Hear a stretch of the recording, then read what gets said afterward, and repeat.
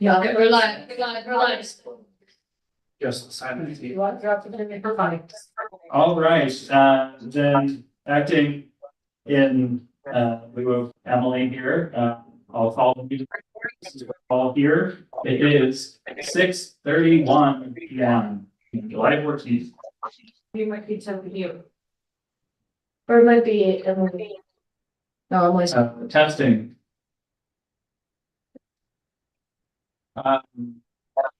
Quick roll call of the council members. Emily Hazel is here, attending remotely. Bev McCoy is here. Jen Grabs here. Danny Cranky here. Bernie Wolf here. And Ashley Walterich Yes. is here. Emily, I still hear an echo. Is that you? I don't know. I'll turn my audio off. Okay. Okay. We also have Common Council Liaison, Ben Falk in attendance, and Julie Noble, our liaison, and sustainability coordinator.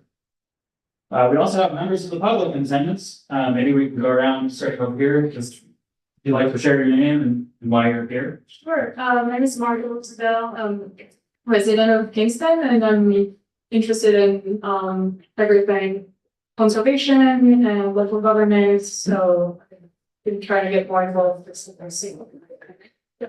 Very happy to be here. Speak. So your name's Margot? Yeah. Boutique. Boutique. Thank you. Dallas McCann. I am interested in perhaps joining the Conservation Advisory Council. I'm also a resident of Kingston for the last year and a half. I've lived in the greater area, Tacoma Mountains, for 10+ years. I've got a lot of interest in conservation efforts, sustainability, regeneration, and just community efforts to cultivate places a little bit nicer. Thanks for being here. No comment to this stuff. Okay, but Anthony Fitzpatrick. Yes. Awesome. My name is Alex Stewart. This is my second meeting. I'm interested also in joining council. I'm a local landscape designer. I lived in Kingston almost 10 years, and these are my children. Have fun. Hello, welcome. I'm Tom Conrad. I'm the chair of the Marbletown Environmental Conservation Commission. I'm here with a couple ideas that I think you might be interested in. Sweet. Any other public comments? Okay, well, feel free, if you have questions, go ahead and ask them throughout the meeting. Okay, so moving on to modifications to the agenda, I'm going to recommend that we move ahead our presentation or our conversation about plug and solar with Tom Conrad to the top of the meeting. And Jonathan, the Gastel or Gastel? If Jonathan comes, we can move them up to the front as well. Yeah, that is. Business. Yeah. Sorry. Okay. Do we need to vote on that? I think we can just do that. Okay. Great. Well, everybody okay? Yeah. Okay. Swedish. Then Tom, the floor is yours. Thanks. I just sent a sharing request. You live in red left here, I guess, pretty much. Okay, so. Here it comes. There it is. Okay, so I actually have two ideas, both of which should help electric rate, with bills, electric bills and be good. The first is pretty simple, costless act. So the state Senate and Assembly just passed a bill called the Sunny Act or Solar Up New York Act, which authorizes what's called plug-in solar. That is basically a solar system that works with a small inverter and is and plugs into a normal outlet. They're sized up to 1,200 watts. They do not require an interconnection agreement with the utility. Where these exist in Germany, and starting to be in the US, you can just buy them at a big box store, plug them in and start producing power. They have to be small, because if you go too big, you don't have an interconnection agreement, you don't get paid for the extra utility. And in fact, if you have an old meter, you get charged for it. Some of the old mechanical meters spin forward when they should be spinning backwards. So you want to keep it small, if you do that. If you already have an interconnection agreement, with your utility, you can just add. And it doesn't mess with anything, including the CDC charge, that monthly charge they get you depending on the size. These are states that have passed, it's a national movement, actually international movement, started in Europe. So it allows plug-in solar. The Sunny Act defines what it is, it defines safety standards, it defines the size, etc. What it does not do is it does not address local permitting except for saying that the next common code should be updated in the next cycle, which could take years. I think intuitively, we think like a picture of what I had there, like my plug-in table, and you don't have to take pictures of this, I can share. Oh, would you use some slides? Yeah, I'm happy to share. Julie has them, so she can share them with you, but I'm happy to share. So like this table, that's like 250 watts. That what was I gonna say? Oh yeah, it makes sense that that would require a building permit.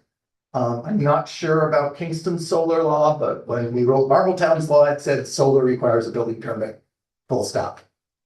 So the model law I wrote, designed for Marbletown, I mean, we might have to fix it for your code, etc. Basically exempts plug-in solar from building permits if it wouldn't require a building permit because of how it's attached.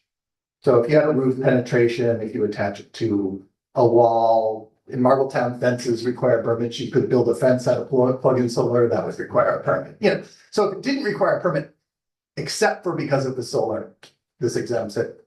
I've written the model law, so it comes into effect when the Sunny Act comes into effect, because Hochul hasn't signed it yet. But we should be thinking about that.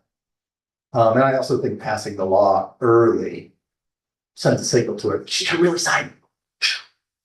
So that's pretty much the summary of plug-in solar. They're safe. I talked a little bit about sizing. There's more data in here. And I have a model law, which I can provide. I think I already have provided, and resolution that your council can pass. Before I go to the next subject, let's just deal with questions on plug-in solar and wrap that up. So this, I guess, I'm sorry, I know you're sort of jumping ahead, but I know your other proposals in terms of like. Yeah, they're sort of unrelated. I'm just doing both things at once. Yeah, I guess I'm just curious, would this impact, like, say, if it were to require utilities to look at a person's actual electricity usage? Would it, I was a bit confused, did that, So the plug-in solar is basically telling utilities not to look when you install plug-in solar. okay, So that's what the Sunny Act does. okay, The other issue I'm about to reach to is it's also a utility issue, but there's really no relation between the two.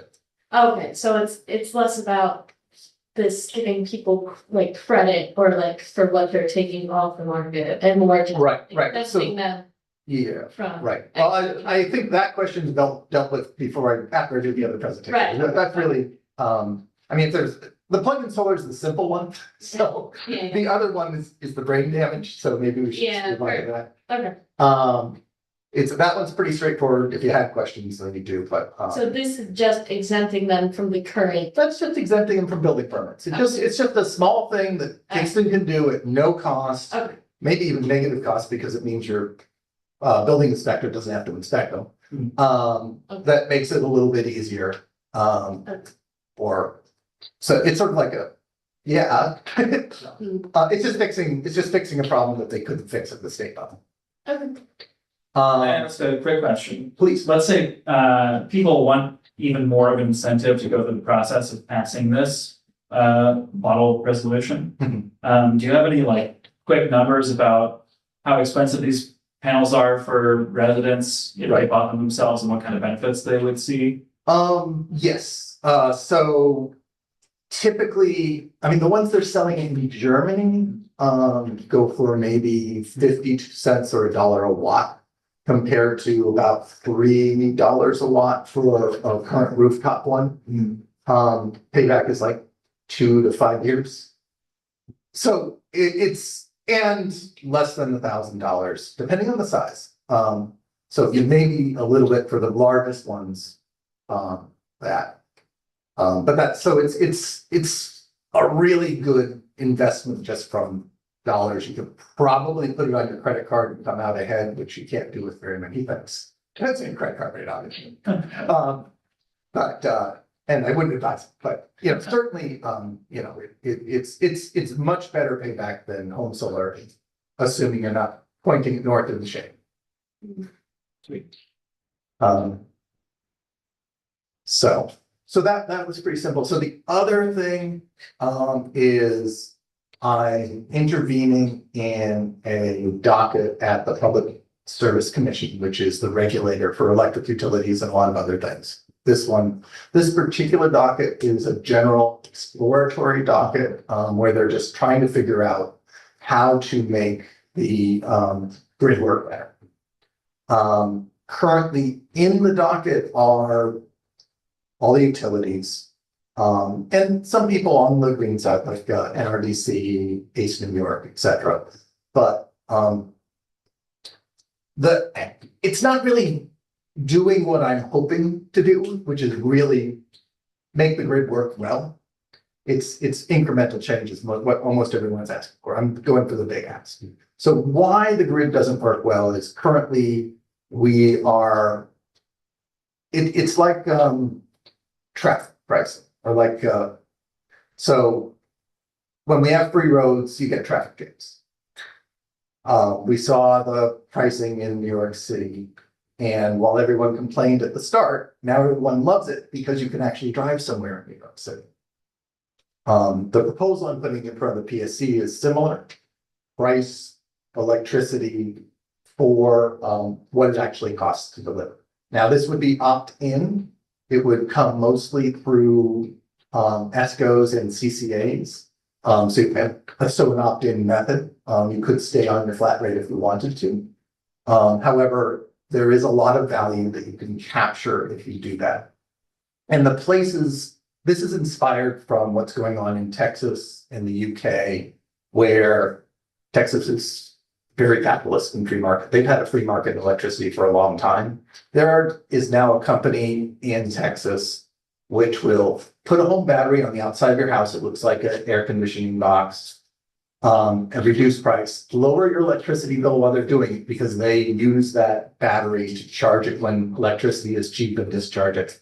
And when your power goes out, they guarantee you the bottom 20% of that battery. It's a really big battery for your own home, not going out. So that's an example. And these things are really happening elsewhere. They're not happening in New York because we don't let them happen, because we don't pay people for it. So this is an example of what could happen with the asks I'm looking for.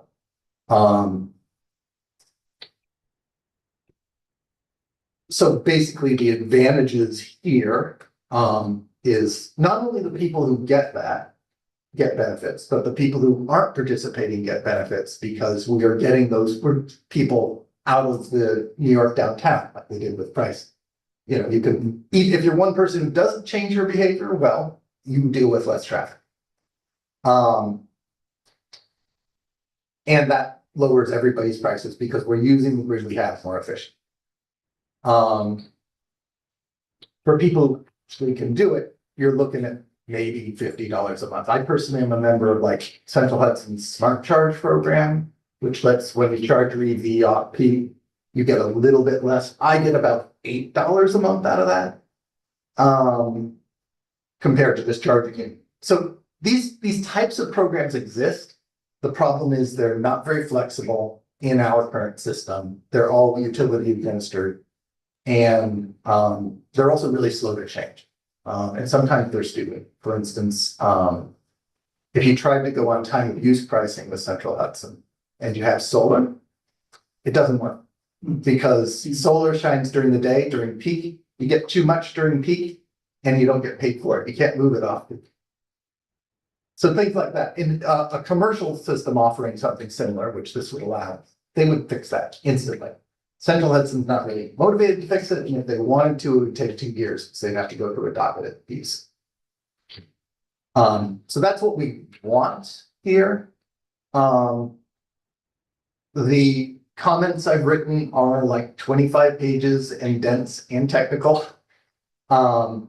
There's 2 ways Kingston could potentially come in. You could join as a co-petitioner, and I will share them for people who want to read them. You come in as a co-petitioner, which carries more weight, makes, because Kingston is a real city as opposed to Marbletown, would actually help maybe get their attention.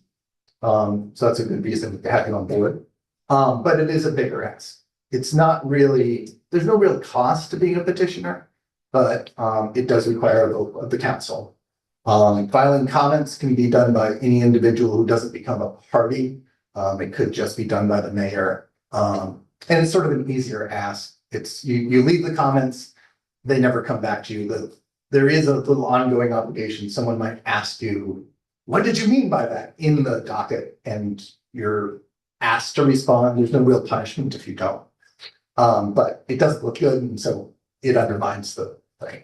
I personally am quite happy to handle all that stuff for whoever comes on, as much as they're willing to do that. I'm just looking for sort of a coalition backing so that there's no advantage. So I think that kind of summarizes it. I think it's something to potentially run by the board or the council and sort of see where they stand. Whether they would want to be a petitioner, file comments, or just stay out of it. And I mean, that's for you to advise them on. I'm happy to answer more detailed questions. Yeah, I think before we get into the discussion, I tried to read through a bit more than technical beforehand, and for the service in the room, I'm gonna try and summarize it and then you correct me. But my understanding is that currently there's no requirement for utilities to use like real-time customer use data. And Central Hudson isn't even capable of it right now. And your suggestion was like, you gave the example of like a local battery, but it would be part of a wider system called like a virtual power plant. Virtual power plant. Where there's multiple of those kind of systems around that Right. offer like local electric supply. Yeah. But those can only operate if you have that real time. Right, yep. You have to actually, well, there's stages. If you don't have the real-time data, you can do stuff like with the inverter on the battery can monitor itself. Yeah. And so there's a first level ask, which is a bring your own device tariff, similar to what has recently happened in Massachusetts, which would allow that as long as the devices themselves can report exactly what they're doing. And it's a good step. And that alone would be an improvement. I kind of have 3 levels of ask. Yeah, So that's one, the BYOD tariff would allow that even in Central Hudson territory before they get real-time data for your meter, because they can use the real-time data from the device. Getting the real-time data from the meter adds extra potential value because you could shift devices that don't have metering built into it. And, you know, so that the combination of the two depends. The general theme is open this market to everyone who can physically participate. Don't do just rule. And it's pretty much well supported by evidence, things that they say, and so forth. Does that make sense? yeah, I guess my only question as to why like these batteries and virtual power plant don't exist currently, is that because of like cost prohibitiveness? Or is it because of like legislation? Well, they do exist in places that pay them for their services. So I give an example in the filing of David Energy, which operates in New York City on commercial accounts, because Con Ed has commercial accounts that have basically real-time metering. And David Energy goes in there and they have these little batteries that plug into the wall, so plug in batteries instead of plugging solar. They operate them and they guarantee that the commercial customer will pay less for electricity than they would have paid without David Energy there. The way they deliver that is by charging the battery when it's cheap and discharging it when it's expensive. I see, okay. But yeah, unless they're paid, there's just no incentive. Why would they do it? Why would they spend money on something that you can't get paid? Okay. How does this proposed legislation work with, you know, the other big movement right now is the Hudson Valley Community Power Act? They're independent. Right. They're basically independent. So this would, the themes are similar. So HVPA is trying to get rid of the capitalist disincentive. So what the regulated capitalist monopoly is the worst of all possible worlds. You have the incentive to keep money for shareholders, which is then the PSC is charged with making sure that ratepayers pay reasonable rates and have good service. And so they're trying to keep them in line, but they're also charged with keeping shareholders whole and getting paid for their services. And the smartest person in the room almost every time is the utility lawyers who are getting paid by the shareholders. So it's just it's a bad incentive system. And so it leads to expensive power. The theory behind the HVPA is, well, you want to actually have management whose primary incentive is reasonable rates. I'm a big supporter of that. I've done talks on supporting the HVPA, but it's just it's a similar but separate issue. And it's also a big political. But yeah, I've done. It's a good idea, but it's a separate. This would, if we had the HVPA, this would still happen. There's no independent. If we don't have the HVPA, this is one aspect of what utilities do that wouldn't be subject to. It would still be capitalist, but it would be capitalists who make money by delivering services to people and delivering services to the grid. That's their incentive, is to deliver services to the grid. They share the profits with the person who signs up, as opposed to, I mean, some of those profits go to their shareholders, but it's a way to make the market work for us. Right, so instead of making the utilities, like going from the utilities perspective, it's letting other competitors in that are essentially fighting for lower rates for individual users, right? Right, which is probably why the utilities will oppose this. I mean, yeah, they just want to continue, and they do offer things like this. I mean, the filing makes the argument. We're not saying they can't. We are saying, okay, let's let other people do it too. Let's have an open market. And also this real-time pricing allows the PSC to also judge how well their offerings are performing. But like that BYOD tariff that I asked, would be utility administered. It's more open than what we currently have, because it's going back to say ChargeSpot, which we currently have. That only works with certain cars and certain chargers. And it actually just lost an entire automaker because they didn't maintain it. With the BIOD tariff, it will be standards. If the manufacturer meets the standards, they can do it. Are we getting towards time? I assume. We have maybe 5 minutes. But I'm happy to answer questions as long as you can, but you can stop at any time. Well, our understanding is a bit better now. One trick I did for my own board is if you take the filing and you put it into ChatGPT and say, summarize and what should Kingston do about it. I encourage that response. The biggest criticism it has given me when I did it was, wow, this is an ambitious statement. But I'll take that. Can I ask who else you have on board? Other people I'm asking, I have not gotten anyone to sign on board, including Marbletown. I'm pretty confident they will, but we're gonna be discussing on the 21st. I'm talking to. I'm not gonna get them on board, CCL, Clinton Citizens Climate Lobby, because they were behind the GREAT Act, which is covering similar things, so I'm working with them, we've shared ideas. I think I'm gonna get a lot more comments than I am gonna get people up for it. Jewel Community Power is willing, but Marbletown was a little nervous about having a commercial actor on the same thing. Jewel was the administrator of the Hudson Valley Community Association. I'm also talking to Sorbies, they're kind of interested, and I'm trying to get in front of the county. I have contacts there, but again, no one said yes yet. And whether or not they do, but it's just. And this is being clarified in the CAC's ruling. So would our goal be to either encourage or not bring forth city common council to co-petition for this, or would this be something we co-petition? It would be the common council, so you'd advise the common council. I mean, if you're just doing comments, it could just be executive action, I believe. So you could just advise the mayor to do it. If you want to actually become a co-petitioner, it needs a common council.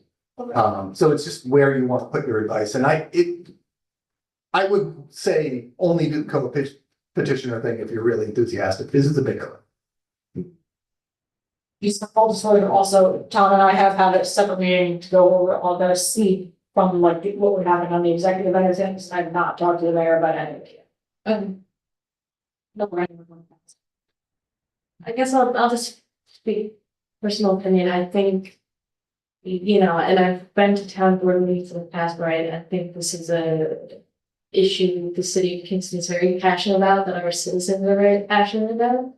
And, you know, my understanding of what you're proposing makes sense, and I think it's a step in the right direction that doesn't counteract, you know, other public efforts going on, like the power authority. So, and I think it makes sense for us to be a like leader in this. So if the common council is open to it, I think co-petitioning makes sense if it's within our workflow, but I don't know if that's just my personal opinion. I'm not saying, but it's like. The co-petitioning has to happen before August. Yeah, I mean, actually, I'm gonna file initially in August. There's gonna be a short period before they grant that, and I can add people in between if it's later. So I probably definitely early September would actually be the time. We don't really know how long it would be between when I petition to do in a grant. So that if you want to, you could also just become a petitioner and submit your own comments that are very similar or support that, which I'd be happy to write and change, you know. So there's in between measures that are almost as strong if you join a little late. So just as timeline reference, to align with an August submission as a co-petitioner, that you would not align with that with the common council. Because the communication would need to go in by the end of July.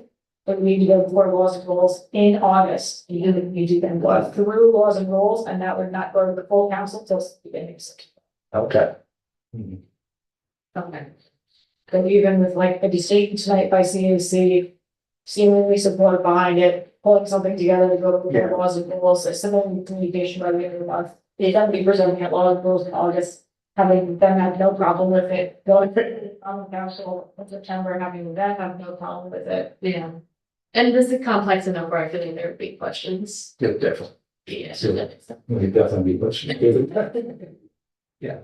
Oh, The impact towards a net zero 2050 is not zero. You know, really. Well, it's unmeasurable, but it would be actually large. There, I mean, I can tell you many mechanisms that would help towards that, but. Not zeros. Yeah. I mean, once you get real-time pricing, just for instance, if you want to like look at direct, it makes it easier to integrate solar because you can actually use more power when the solar is overproduced. Yeah, so there's lots of a better working grid solves a lot of problems. Yeah. We've got a question from Emily. Emily, if you want. Yeah, Julie, has anyone talked to the Climate Smart No, about this? nope, Oh, But there's still time this month. I mean, there's a meeting in July 22nd. Would there? okay. Will be any difference for us? All right. Do we want to talk now about how to proceed or do we want to wait? I just want to answer the Sure, question later. that Ashley had, she asked is, would the role be any different from Climate Smart? And it's actually important for those people who are in the public to know that they're doing Climate Smart and CAC also. The BAP's role is policy usually and development reviews. Climate Smart's role is to implement the climate action plan. There is overlap and actually energy issues typically go through Climate Smart. But since this would actually be a policy related advance, it would be more likely that if it were to go through Climate Smart, it would be Climate Smart co-signing onto something or co-facilitating something along with the CAC, because it would be policy. Understood. Okay. It's not common that this Climate Smart would be going to the council with policy. That tends to almost exclusively come through this. There's also like it doesn't happen whatsoever through the board, and it happens through the executive branch, which is the, the administration. The mayor makes or doesn't make comments on his own. That's an option as well. It doesn't. It holds the weight. Emily, to your point, I think maybe we discuss this later, just so we can get through the rest of the meeting. But then again, Alan is not here. James is north for. Yeah, So I feel like it's a little more open than we thought, and I feel like there's not. I mean, my understanding is that we can't, reasonably fit the timeline to co-petition, from my understanding. From what Julie described. So it sounds like, I forget the name of the other option, to the. It's something. Just commenting. I propose that maybe in order well, I don't know if we want to work on someone setting up comments now or assign that next meeting, that's sure. Well, I guess my Well, question right is. now, everyone- right now our options are to go to the mayor alone or go to the common council. And Ben Falk is here, so he could give us our opinion just about the understanding of what we'd be asking whether the council would be willing to take this on. We could do both and one could say yes, and then we could drop the other choice option. We'll just, Anyway, so just Ben, for what do full you clarity think? though, if the mayor says no, he has to sign off on anything that goes to the council anyway. So we could veto something that goes to the council and doesn't agree. Right. It doesn't tend to do that, but it's an option. Yeah, there is sort of a middle path, which would be going through the council and just doing it a little like, which would carry almost as much weight as being co-petitioner initially. And there's a longer deadline. Yeah, there's no real deadline. I mean, the docket doesn't really have a deadline. I'm rushing because the PSC staff is currently writing a plan, which I think sucks. And we're talking about their presentation at the end of June was. And I want to get in initial comments while they're still writing, which they say they're going to present at the end of October, just to give them a chance to maybe incorporate some of these ideas. Mhm. Then I'm going to do another full comments at after that plan in response. But I'm trying to get something in now, and so they actually have time to incorporate some in the initial plan as opposed to just fighting the whole way.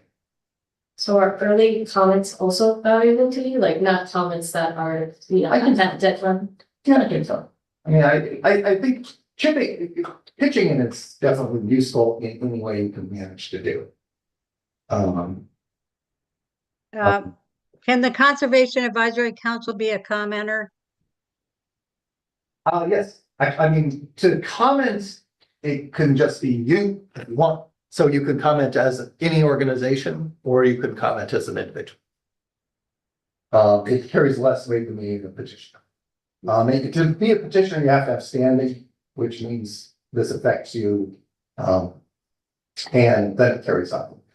But they just, And also being a petitioner isn't saying common council votes yes to be a petitioner. It means that a person needs to participate in the process, like pursuing the. which I'm happy to be it as your delegate or to work with someone.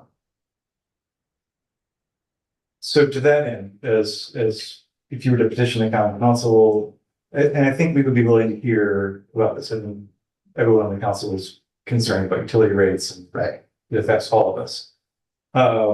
What would the council's role be specifically, and would this involve monies from the city? No. No money. You would, I mean, if you were a co-petitioner, I'd make sure that you signed off on everything that we submitted. If you're just commenting, I'd show you everything submitted and you could write whatever you wanted. But if we're co-petitioners, we have to make sure everyone agrees. On the, as co-petitioners. If you petition sort of separately in parallel, then you can write your own parallel comment saying, we support these parts of Marbletown's comments. Which is that's probably an easier lift for the council. Although you're welcome. So the sort of flow I'm proposing for Marbletown is, you'll see the initial comments, where you vote, and have a veto before they get submitted if you join. If it's later than that, you just have to decide whether you're okay with them. I really don't think we need an objectionable in it, so. And then the same thing with the full comments, you would see a draft before October 30th, when we expect to see the plan. The draft will be revised and redlined after the plan, and then we could sign off on that, but it would be an expedited sign off, because I want to get it out quickly. And who does the red line? I'll do the red line. Okay. And so you basically just, you would have a chance to review the base, but then I have to make some changes. You'd see what the changes are, you can sign off. But would the council signing off on this be the council giving the blessing to the staff to be doing this work? Or to be literally to the common council members doing that work? The way I set it up for Marbletown was that they have, the staff would do it unless somebody on the council objected. They everyone got it. And they said, okay, if we don't object within 7 days, you can go ahead. And just to make that expedited process work as fast. And if there were an objection, we try to deal with it by changing the comments. I'm just trying to understand if It's the council giving the authorization for the city as a whole to be working on this? Or is it the council saying, our body, the council, will be the work group that's working? I think they can choose how to do that. I think that's their choice. I expect that it'd probably be good to have a delegate to make that decision and with input. That would be where, but they're gonna write whatever they're gonna write, so they get the choice. But my advice would be, okay, there's a delegate to sign off on it. And tell that delegate to not sign off if anyone objects within the time. Anyone on the council. Just to sort of manage that quicker timeline with the council. What, is there a model in the city where the common council has done something like this where they delegate? Well, I'm just thinking of for instance, the secret process. The secret process going through the council, it's not the council, although the council is the lead agency, the council is rarely actually doing the work. It's like the project manager or the staff liaison that's doing that, and then the council gets presented something and then votes yea or nay on it. I don't know that I'm not trying to diminish the role of the council at all, just putting out there that it's not common in my history to think that the council does the wordsmithing on stuff. The big picture. The big picture, sign off or don't sign off. Yeah. And the question that I'm has gonna have someone- is going to be, how much time is the city gonna have to allocate towards this end? Right. is that workable and like, Right, because you say there's no money, but there's absolutely money involved, because it's something. If if staff is doing, it. Right. Yeah, I mean, Marbletown's not gonna say, man, we're just gonna do it, and they're gonna say, and the board's gonna say yes or no, but, you know, if since you have more procedures. Then it's, yeah, I mean, it's however much obligation you put on yourselves. So is the next common council meeting, is before the next CAC meeting or no? So again, the process with communications to the council is that a formal communication, meaning an email or whatever, needs to be submitted by either the CAC or staff liaison to the council by the last Friday before the following month's common council meeting. Yeah, so that means that by July 31st, any business that's going to go before the committees in August needs to be submitted. So by July 31st, this board would need to either say, Emily would submit, or I would submit a communication to the council saying, I would like, this is a request to be put on the Laws and Rules Committee for August with this information. And then the common council chair would decide, okay, yes, we're gonna put this on committee or not. Typically that does happen. And then in August, it would be on the committee, and then in the August meeting, presumably Tom would come and do the dog morning show, and we would be in support. And then the common council would ask lots, the Laws and Rules Committee would ask lots of questions, then they will either say, we're going to not move forward with this, or they would move forward with it, or they would not move forward with it. And if it did move forward and was favorable, it would go to a full common council meeting in September. To which that common council meeting will either, they will take it up if it moves to that level, so they'll at least vote on it, and it'll either be a yay, or it'll be a nay, or it'll be a send it back to committee, need more information. Accurate? I think so, yeah. Yeah. In my experience. Can the So- CAC be a petitioner? I don't think we can. You can be a commenter, Yeah, definitely. I don't know. I mean, I don't know. It wouldn't carry that much weight. Yeah, okay. it's my understanding though, that if we went through all what Julie just described, that'd be a little late for being a petition. Yeah, well, you wouldn't be a co-petitioner on this particular petition, but we could totally write a parallel petition supporting Marbletown. We could totally do that. Basically Kingston's comments in support. The Marbletown's comments would already be there. We could have a nice abbreviated comments from Kingston saying, this is Kingston's interest. There's a couple of pages of Marbletown's interest, basically saying, we pay electric rates, we care, and we're, climate smart. Ron, you're so right then. And things like that, we care about this is why we care, we think this is good. So I think that's sort of the stronger one that seems feasible with the timeline. Yeah. Well, I really like the idea. I just am worried about who would get delegated it to be the delegate. So, in other words, would it be a common council member? Would it be a city staff member? Would it be the CAC?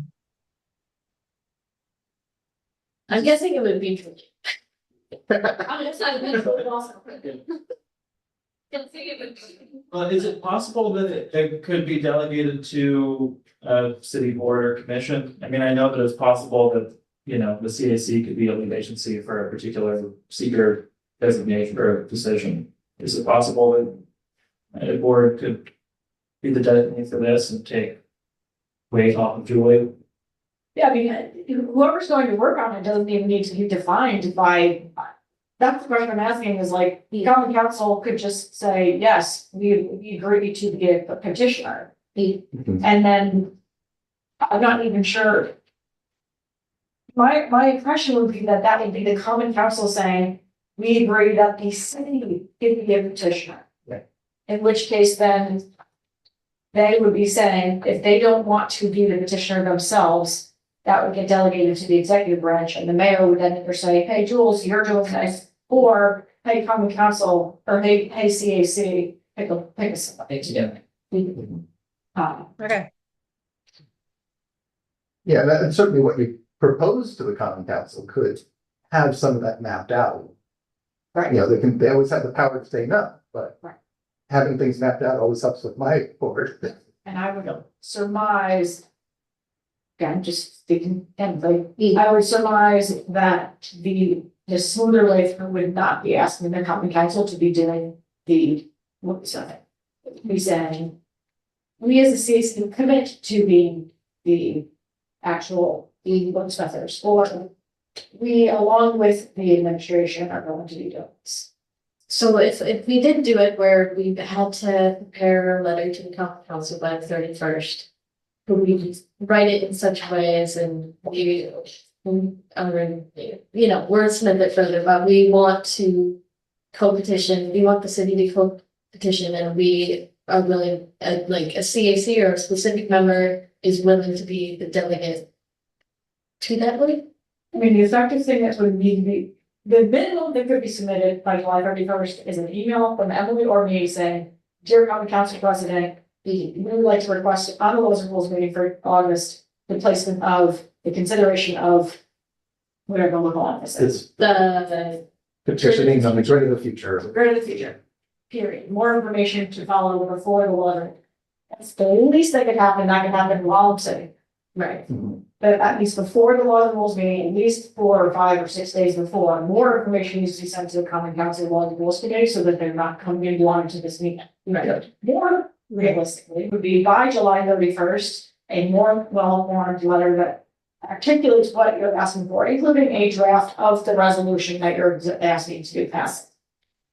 Which could be one from, I can do most of that. You'd have to approve it, but I can do most of the draft. right. But the reality is, it doesn't need to be fully baked by July 31st, but it absolutely needs to be fully baked before the law and rules. right. Yeah, I think I heard that we would get help because, I mean, I personally would not feel comfortable to go to a laws and rules committee and explain this thing. Yeah, Um, I can commit to coming in this way. I assume the date, but probably move things around back.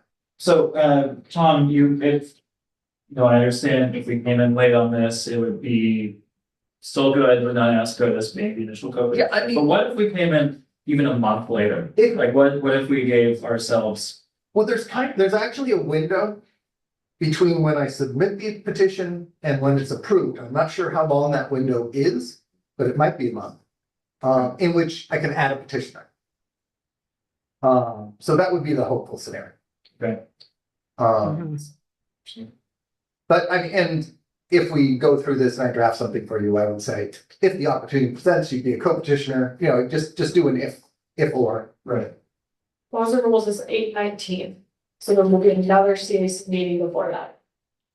Okay. So my thought is just, I think it's a great idea, but I don't know if I know enough at this point to either say, yes, let's do it, or I don't know, let's not do it. I think it would be great, especially since you prepared all of these fantastic and long documents, that if we as a council want to work on this, then we actually review everything before we make a decision. I mean, Yeah, well, so my understanding though. And maybe, and you'll disagree, by July 31st, we get something with Tom's help, like a draft, something simple email to send out to them, like we want it to go to the laws and committees.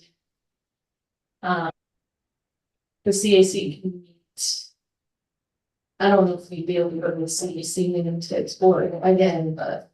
I'll try. I mean, it depends on this, it's important to get more people on board than not, so it's definitely a priority.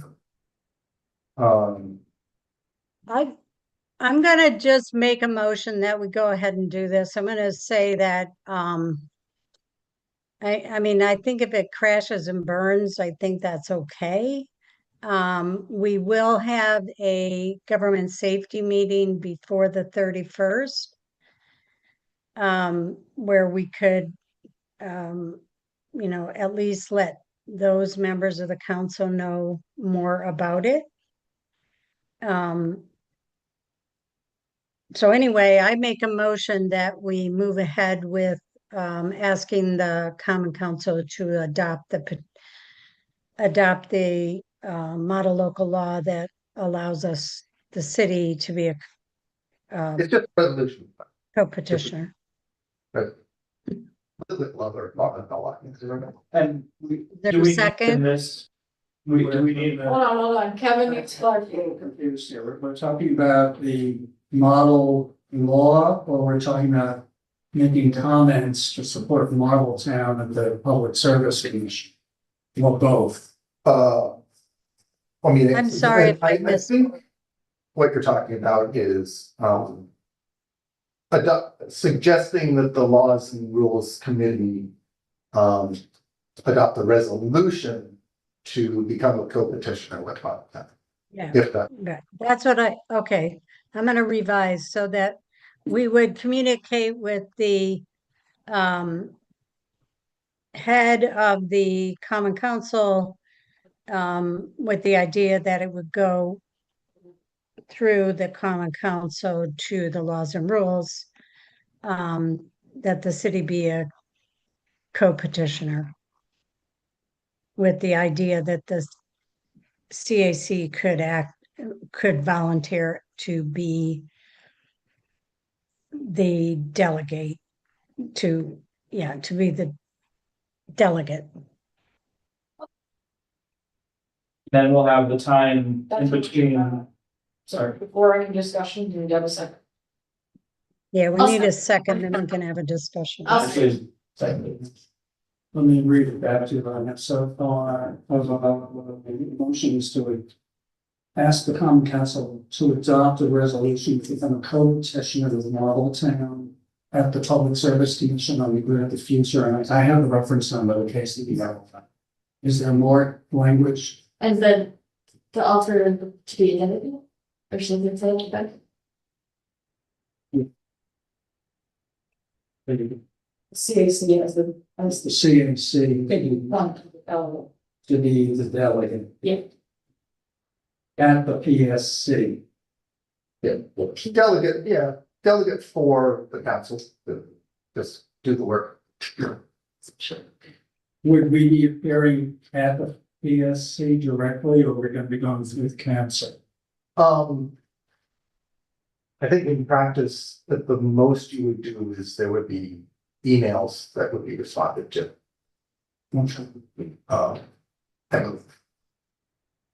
I mean, I think if they want someone to appear, obviously, it would probably, but I don't think in the Grid of the Future type hearing, and like a rate case, which is a little higher market tested sometimes, yes. But Then in those we. yeah, Okay, so since we're moving, are we done with that motion or the second? And so now we can discuss any other thoughts about this. Sure. The motion says a co-petitioner with Marbletown, and Marbletown has not adopted. that's true. Hopefully that will happen on the first, but it's, well, how about a petitioner or a co-petitioner, whichever is viable? Because again, the timing also messes it up too, so we don't really know. But either become a petitioner on the same, depending on, and on the timing, just leave it open both ways, I don't know. This will still exist if Marbletown doesn't. Right, Petition. right. It's, you're doing an intervention. And I'm happy to, if Marbletown says no, I'm happy to do this for Kingston. What if Kingston says? If Kingston says no and Marbletown says no. Yeah. Then I'm gonna find someone else who wants to be the petitioner, or I will just make a comment as a behalf of Tom Cotter. Yeah. It's the comments are written, they're going in. It's just a matter of how much weight they have, depending on who's behind it. Has everyone read the comments from the proposed comments, I should say, right? I keep on redrafting. So that's the document you sent to us initially, the sort of. You're the long one, yeah. And Yeah, and I've replied, the main points which I went over here have not Right. changed, but I've made the arguments I believe much stronger. So, and I'm in the process of rewriting as we speak. So another point of order. If this motion passes, then basically we're just asking that this goes on the laws and rules agenda, right? And then we have another 3 weeks to actually get materials to them. It also could be retracted. Yeah. It, With, it's one good, Right, and it's already become public, but it happens. It's not uncommon. okay, well, we have to, does anyone have to be deputized to provide those materials, or that's just, we're not actually making a motion on the specific materials, just the fact that we want to present something to laws and rules. Okay, I'm certainly committed to having this, my ducks in a row by the time I do it at Marble Town Board on the 21st, so. Do we need to amend the motion to add provided Marbletown approves it on the 21st? Or are we gonna move ahead without Marbletown? If they don't approve it. Emily, do you have thoughts as the motion maker? I don't think that needs to be added. But it says as a co-petitioner with Marbletown. Marbletown is not a petitioner. As Right. a, As a, I understand that Marbletown is not a petitioner yet. What are you asking? we're essentially asking, should we keep this resolution, like, should we word it in such a way that where if Marbletown didn't sign it, we would still be the petitioner under Tom's comments, essentially. Yes, I never mentioned Marbletown in my original motion anyway. Michelle, believe- so, We take Marbletown, but then okay. Do we want to add petitioner or co-petitioner, like? I think Tom suggested. Well, we couldn't just say petitioner, why does it need to be? Yeah. yeah, there's no Marbletown, you know, okay, so the I'm resolution, suggesting no, Marbletown is no. Yes. the resolution is to become a petitioner at the PHC, we really future. Yes. So sorry, can we read the motion then, just to make sure we're all on the same page? Right. Good. And then I think we need to just figure out next steps and move on. And Yeah, that's. Yeah, we have all of Jonathan's time. On motion duly made by Emily, seconded by Ashley. Motions to ask the common council to adopt a resolution to become a petitioner at the Public Service Commission on the grid of the future with CAC to be the delegate at the PSC. You can take a second. Yes, Okay. Any other comments? Okay, all in favor? Right, do I have to add you? Yeah. All All opposed? Abstaining? I don't get it. I'm abstaining. I'm not sure. So, because the same thing is no. No, I'm not no, sure. so it goes. Okay, then, So it's a no for the resolution? yeah, 2 in favor. But I think we should all look at this. So no, the absolute no. okay, Right, okay, and the other three were, you, and the words. And Brett. My basis for that was I read some of the comments and I was like, gee, that's a tall order to fill. Now, like the Marbletown comments, they're pretty tough. And I don't, I mean, I could create capacity, you know, to do this, but I don't know that I can do it right today. Because I don't know if I have well, time. the new version is less technical, that's one of the big. Okay. But. Well, let's, All I'll right. take a look at this and let's keep it on the agenda for next time, I think. And I also would maybe, since we spent all this time talking about this topic, maybe we can get a motion about like in solar and get something moving right now. yeah, Because, I mean, I would like to do Alright. that. okay, and someone make a motion. I'll make a motion for that, yes. Okay, For the plug-in solar. Should we put it in front of the, what is it called? Is it Amending the law? Yeah, is it? It's a local law to exempt plug-in solar from building permits when they would not already require a permit. That's certainly it. Thank you. I guess did we already solve that problem with solar permitting in Kingston?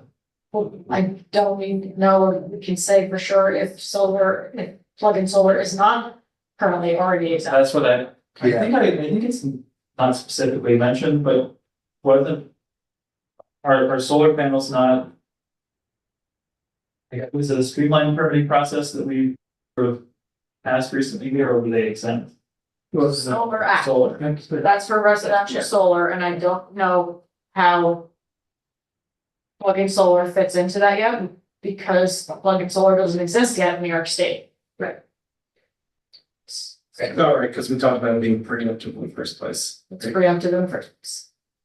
That one's not a worry, so if you wanna discuss it, do it next time, I think you're gonna, it'll be fine, because Okay. there's a lot of stuff happening. I'm happy this stuff money. Just to sort out the.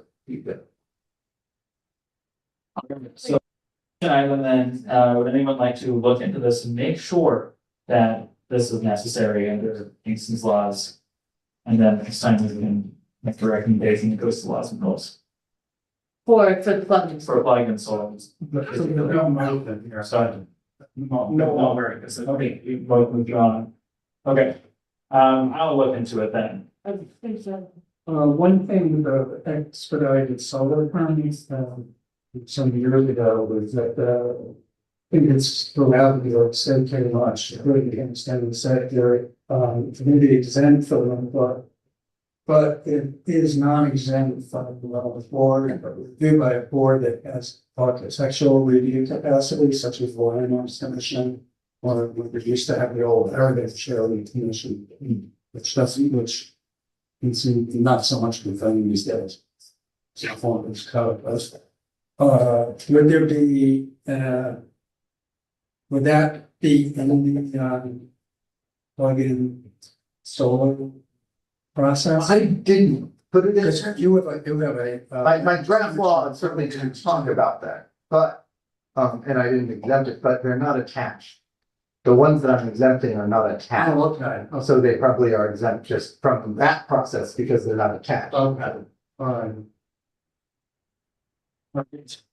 Well, all that being the case, thank you, Tom, for coming. Thank you for spending so much time on this. Yeah. Please, associates. Thank Um, Uh, Um, And does anyone else want to be looking into, the future? I'll review it again and, you know, I'll sort of think of my own individual comments and things. And so. Hopefully other people have time to discuss it, but, you know, and if we're leaning more on commenting rather than the co-petitions. And so deciding what are those comments would look like, so. Great. Well, like I said, do you have my contact information? I have your email. So, So we'll just set up that time. Plug-in solar. Yes. You just, you gotta do the part five. So as the, how flexible it is.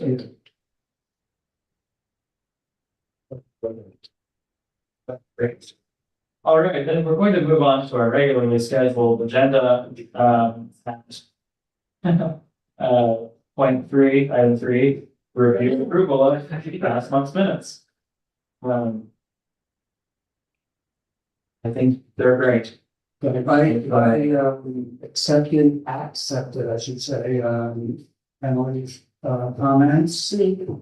And I addressed a couple of the questions she asked as well, you know, a couple.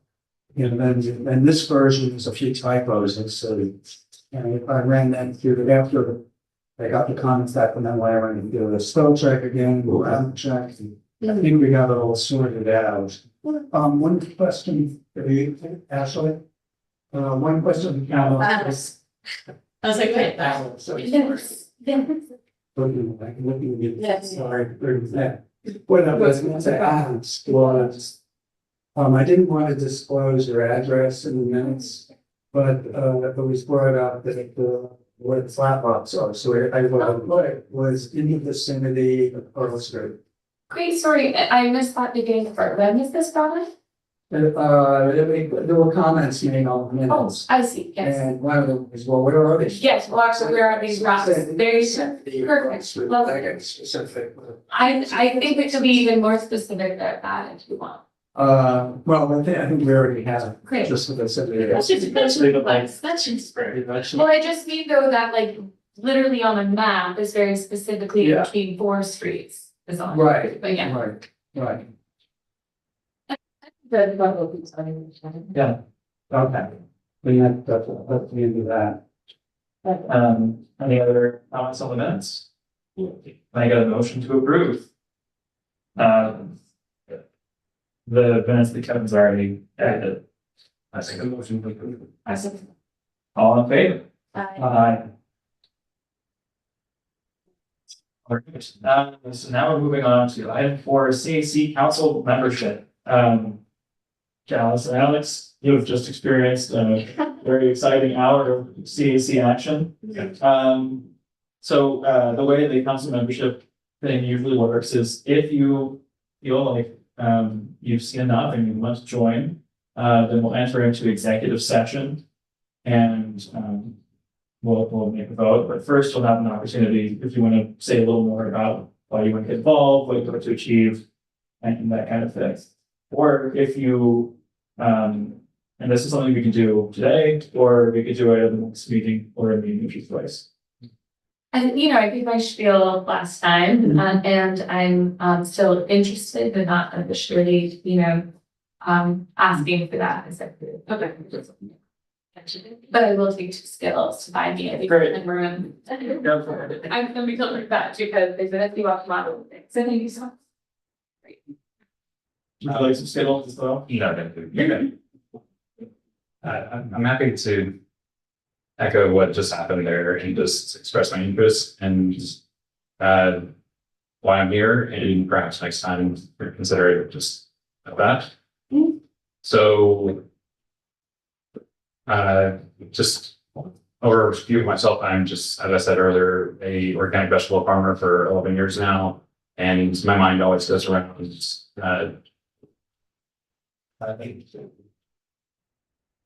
communities and civics and engagement with agriculture. And so there's a lot that goes in between all that because we're also connected or not connected. But we are the similarities of meeting food and agriculture and all that stuff between thing. And I believe there are avenues with this council that can help those things in ways I don't even know yet, that I want to be a part of the decision making sometimes, or see if I even feel like I'm a fit for that.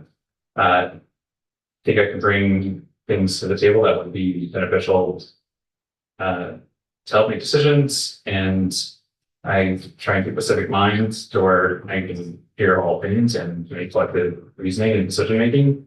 I've been a part of these types of councils, and I was a part of the Green County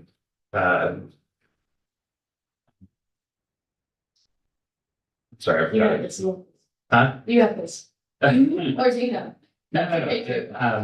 Commerce, the Chamber of Commerce in Green County, when I worked at the Hunter Foundation in Tannersville, Hunter area. But in general, though, you know, I just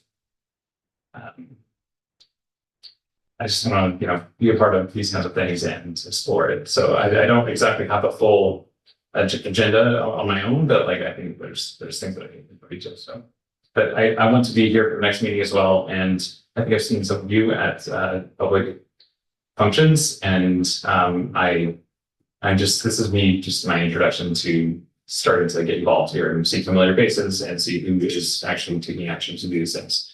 And on that note of action, I really do believe in quick action and trying to make things happen. I understand there's all types of hierarchies and things you have to go through and processes and things that I've learned a lot about over the last hour. So, You're not over. yeah, I'm like, oh, what am I doing here? I'm out of here. It's just a lot that I don't know, but I'm excited to learn about it, and appreciate everyone's patience or, you know, anytime that I ask questions, but I'll leave it there. Great. Well, thank you for being here.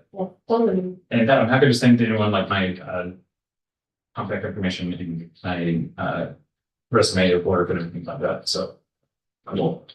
I just want to put out there that we aren't, I tend to be a council that just fills our table with processed food. We just had it was bad. So now it's not wasting. That's all period. Yeah, as soon as you arrived, the big bag. Dropped over there. We could have ice cream. We did? Oh, wait, the voices of sandwiches. You would wonder. Question. Just in terms of membership, I saw from the mayor's email that, so the first step, as I understand it, is to fill out the quality test. Yes, so you can do that on the website, and then your application will get sent to me, and then I'll invite you to come to a meeting, and I'll go to them. And then we'll ask you to do your documentary show, and then you can evaluate or not. There are 3 vacancies right now. So they're 2-year terms, you must be a city resident, they're voluntary, you meet monthly, you do the things that you've seen so far. And then your involvement outside of the meetings is kind of depending on how much you want to give to it. But you do get appointed and you sign an additional oath of office. As a kingfisher, not recommended. Thank you so much. All right, so we can move on, but again, please feel free to comment anytime. If you have any questions, you can have. How's the water monitor? Did you catch any fish today? Did you see any frogs? Did you see it? Did you swim today?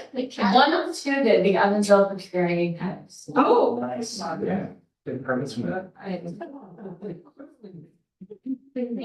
you can all an exemption. All right, let's move on to old business, item A, air quality, nothing to report. This time. No, nothing but the police, is that what we? No, yes, okay. But air quality. not bad air quality. Yeah, you can see it, you can smell it. It's there. What's in the air right now? That's making us. The wildfires. Just to remind you, the biggest spike is on the 4th of July. I did not look at this year's data. It definitely spiked, and I think it's the fifth that it happens, because it happens right after, like at the beginning of instance. Yeah, Yeah. the day after. Text the past week, so, yeah. Cool. Is everyone signed up for that, by the way? Jessica, are you still signed up for that? Just air, For the air quality notifications? No, I'm not. I got through text already today. It's currently, our air quality is currently Okay. monitored. Uh-oh, just straight moderate, sound good. Well, it's not gonna be worse. For those of you who might not know about this, the city recently partnered with this organization called Just Air that provides communications, and air quality locally with sport. We have 2 sensors, one is installed on top of the old armory in the Andy Murphy Neighborhood Center over there. The other is at eye level at the Andy Murphy. They report on PM 2.5 and the air. So it's kind of a cool way. You can go to justair.app is the website. Not enough. And it's not an app. Okay, text. I think that's where I got lost. That's where everything literally every media well, so we've heard about it. They're not enough. That's the biggest problem. I've had this conversation with every person. Does CSC have a parking and putting that together? Yeah, the CAC has been partnering with BARD on you have what's called the Kingston Air Quality Initiative. And has been doing this for like 4 or 5 years, so now we have over 5 years worth of data from that site. And we're trying to look at trends over time, like when Monkey Joe's roasts, are we seeing it? When there's an inversion, do we see, differences? And as Emily was mentioning, when you look at our data, it's literally like, 4th of July.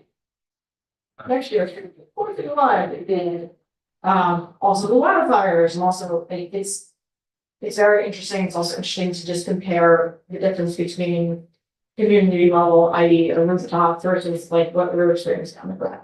And what's really important about all this is now the county has air quality monitors in every library, so we're building out this, In a number of libraries, all the libraries. some of the libraries and some other community buildings. And the air quality monitor itself came from our budget, right? Yes, okay. So, And also the subscription. We're paying for it.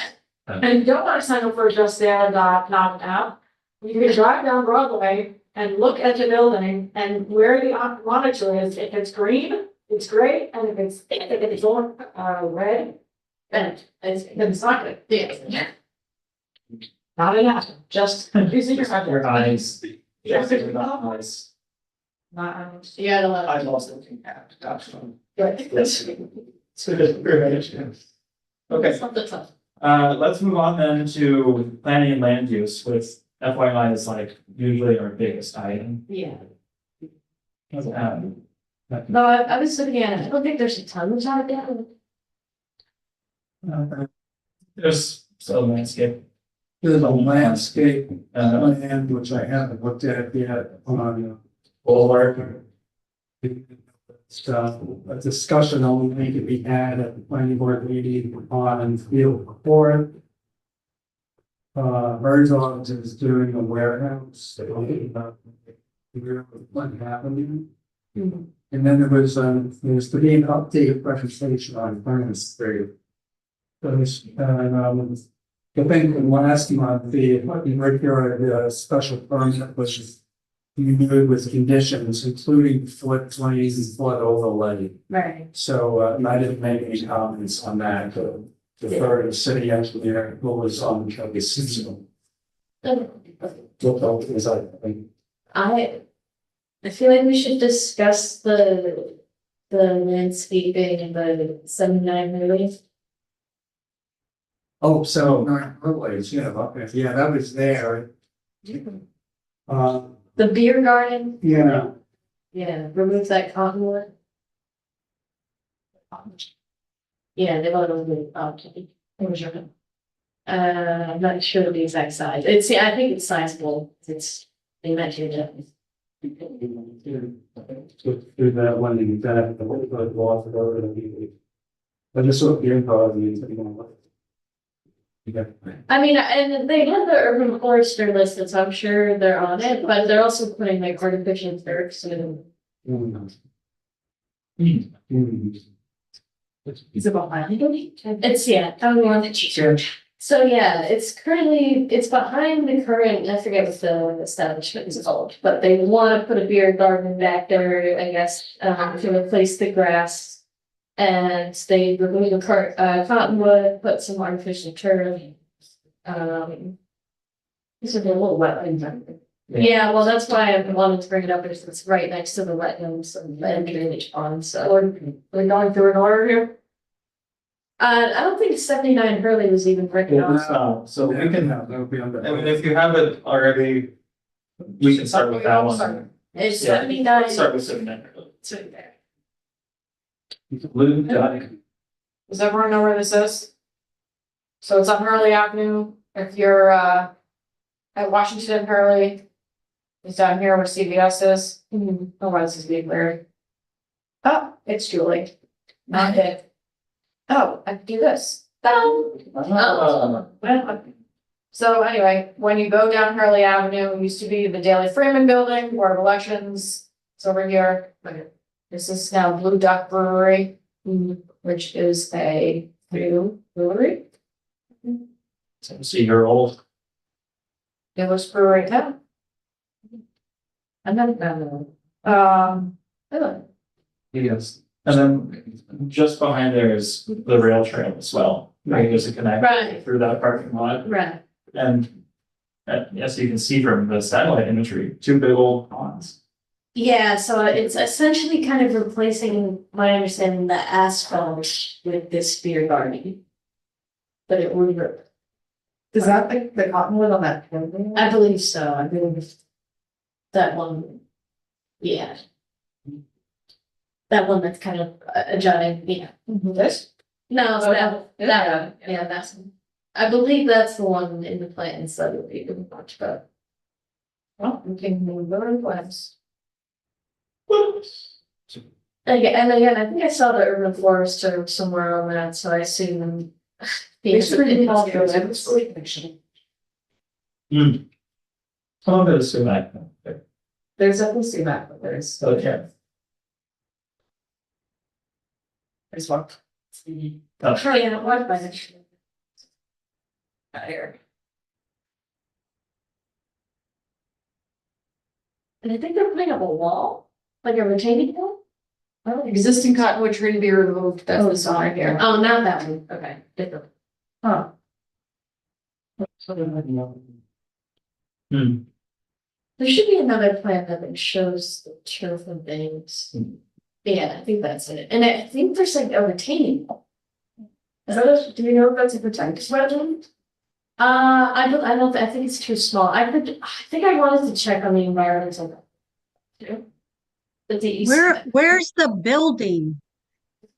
It's not, yeah, the building's to the left, cause this is a proposal for a beer garden behind the Yeah. building. Yeah, Oh, behind it.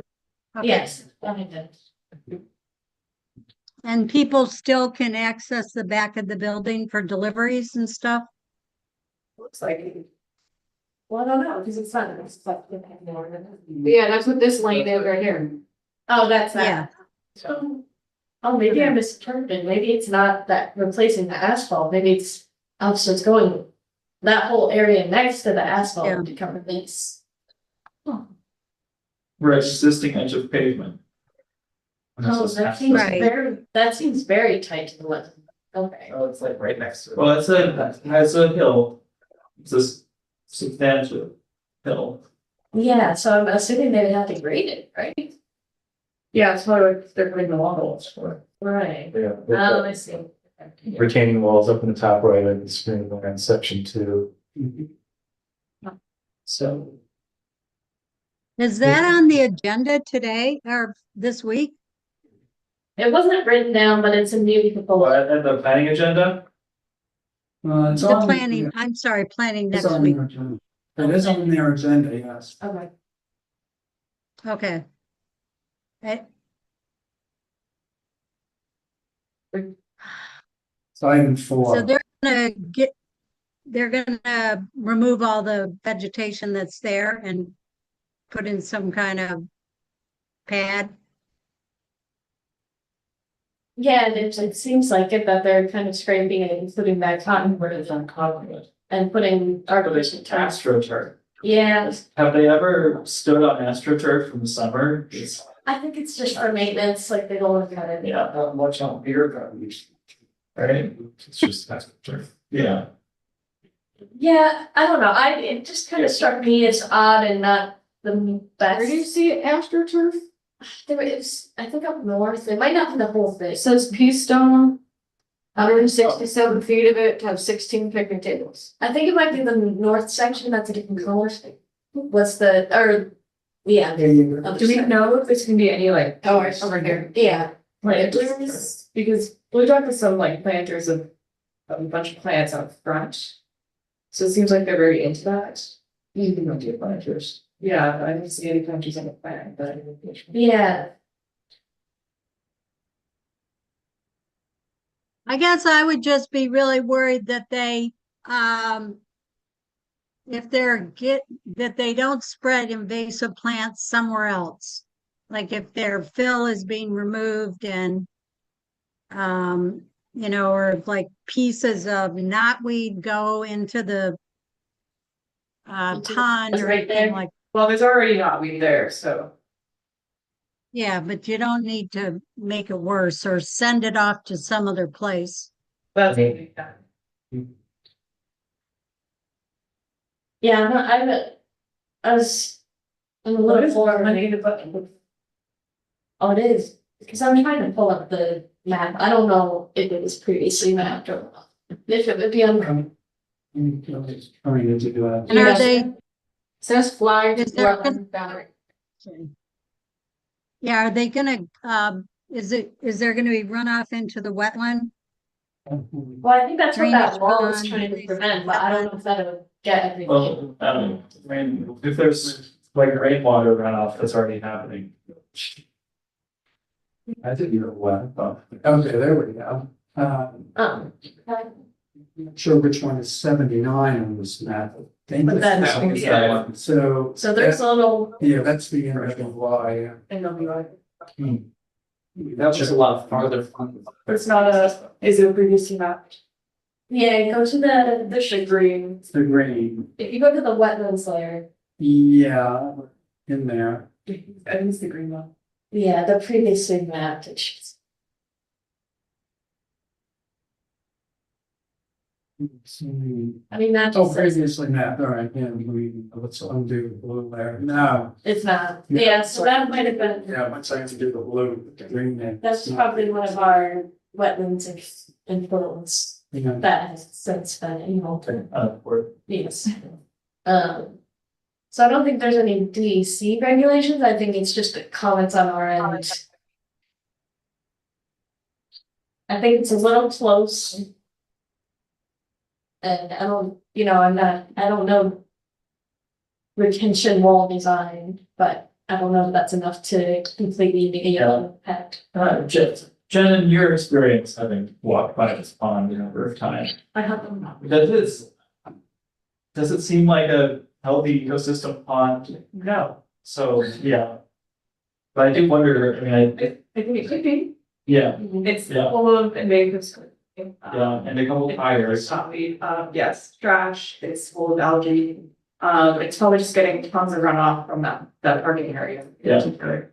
And I'm sure it'll be, the same runoff. My question is it a wall that goes under the ground or is it just a straight platform? Because if it's a wall that like rises above, are there drainage holes? Like, That's. it's precast. It's the precast blocks. So typically when you're installing those, you do one course of them like below and then do as many courses as you need above. So this is showing the upper one is one course below the surface and one course above, and this one has one course half below, half out, and one course fully out. Is there drainage through the wall or underneath? That's a good question. Concrete one. I think they would have to. Topsoil, concrete one actually Are goes. there any more schematics? There's only 3 pages. There's the cover page. There's the existing conditions and removals, And number the 2, site plan. and there's the new site. I'm surprised they don't have an engineer drawing for the drainage. And this is a new application, this is like July 1st, so maybe they're still submitting things, but. Well, that's something that you could submit, is how will you plan on, what is the intended drainage for this, where is? Well, in between the 2 walls, it's planted. Okay. Well, there's plantings? Grass and topsoil. Comments. Oh, it's In just between keeping these- what's there, or? Oh, no. Okay, Is pea stone permeable? Yes, yeah, it's a really Yes. loose. assuming they don't put an impervious surface below the rock. Apparently they won't do. Can we make recommendations about? The drain. I guess, The I drainage guess we also could goes ask for through something other- besides grass. I'm sorry, I can't hear very well. Oh. Maybe something besides grass and topsoil in that 3 feet between the 2 retaining walls for bird habitat and native plants. Then are they gonna have bands or anything? Is this gonna affect the Holiday Inn or the other hotel or anyone across the road? Across the road north of the mill? Noise? Is there any noise issues? Oh, boys?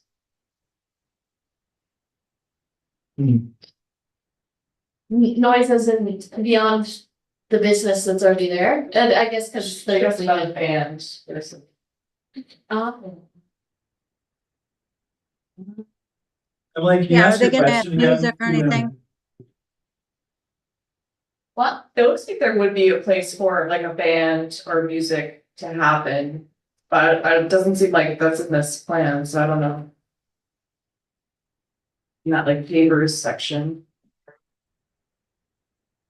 Well, the paver section is also the ADA compliant section. Also included things. I like the idea of the plants, because by the way, how are they gonna mow this 3 foot section? Yeah, Lift up and over, yeah. and they're gonna That was good. One strip. Well, the other question though is, what, do we have an idea of what plants could go there that will need minimal or probably no maintenance? What about native grasses? Just native grasses. Not turf grasses, but they might have been doing this to build a very long bench. Oh. What do you mean? Oh, they put a, where would that There's go? a fence though. There's Oh, a bench, not a bench. Oh, it was a fence. Yeah, that would- No, I didn't say bench. Oh, bench? I didn't realize the fence was here. No, because I like this the is the idea. terms of the bench. Well, that whole thing, they could sit right here, but I didn't realize there's a fence. Yeah, I Yeah, don't. I think it just would be nicer if there was something besides grass. Very strange, spine is out there. Oh, it's a person. That's me, I have no other thing to say. Oh, so relaxed look. Yeah, that was nice.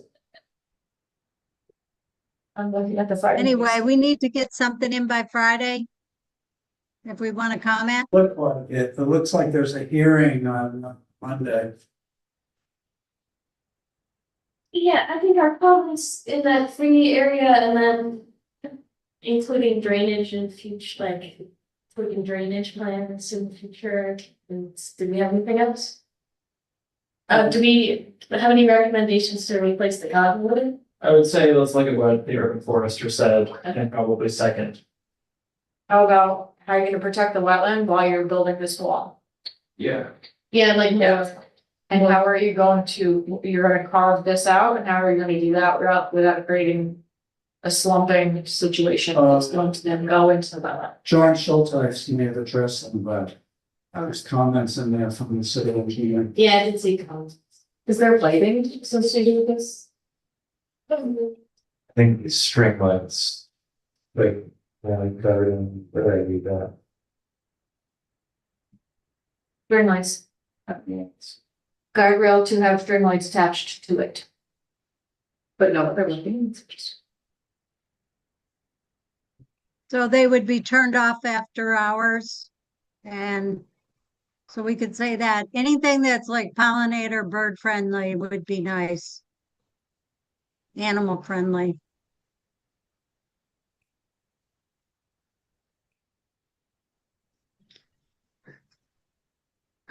So does anyone want to help me write these comments?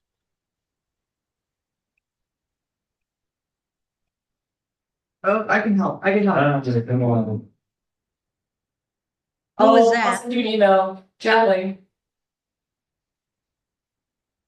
Is there like a suggestion for remediation for that small pond, like you said, that's really bad? I don't know if I don't know if it's through the property. It looks like it is. Oh, it's. I mean, we could get suggestions. We could go a little crazy if you want. Yeah, Yeah. benefit then too. just- This is your chance to go. It would actually get some. I mean, the area that, Uh, the area that they're like, Yeah, so doing I'm stuff, stuff, cause you know. There's versions of that. Yeah, but that seems so small compared to the plans. Like the plans made it seem so much bigger, so that's why I think it was stuff that came in. it's not, because they have to maintain some means of, there are businesses down here that only Right. allow in and out. That makes sense. So, yeah. Is the bike shop there? The bike shop's down here, there's like a flowery shop down here. Okay. Yeah, and I think Julie's right, raising the construction questions is important too. So. Right on, like. So. It would be awesome if we did have some kind of requirement that if you're going to build this close to a wetland, that you put aside some kind of money into a remediation fund. I mean, honestly, with the PEC regulations going back to, we could prioritize that and see bringing like something like that forward.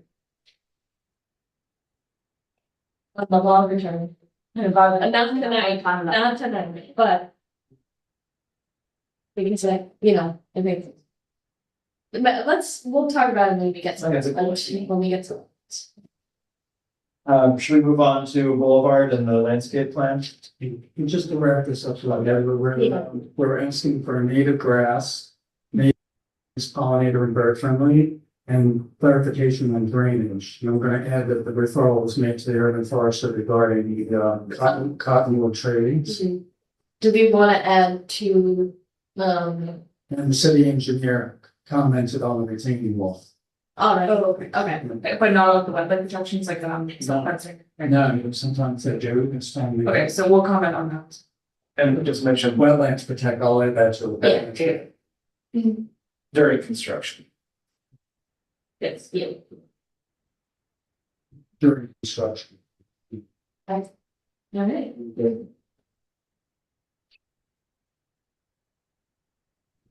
That's all there was to it, and I thought if we. It's 140, 150. And 160 Boulevard.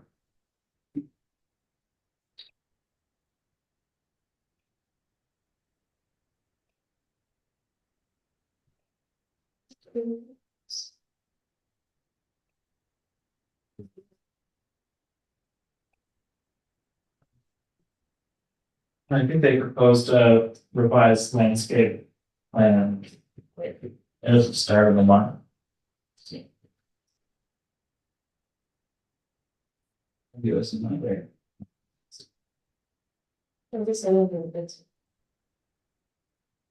Landscape one, Think so. or planting.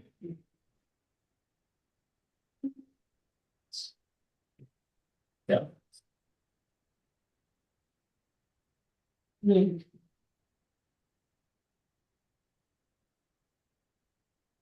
It's not. It's.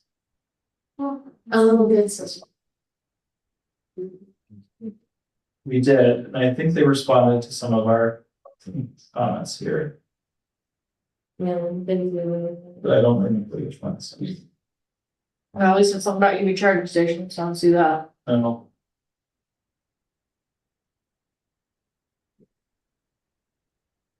I don't remember this. Like Wago plans in the middle.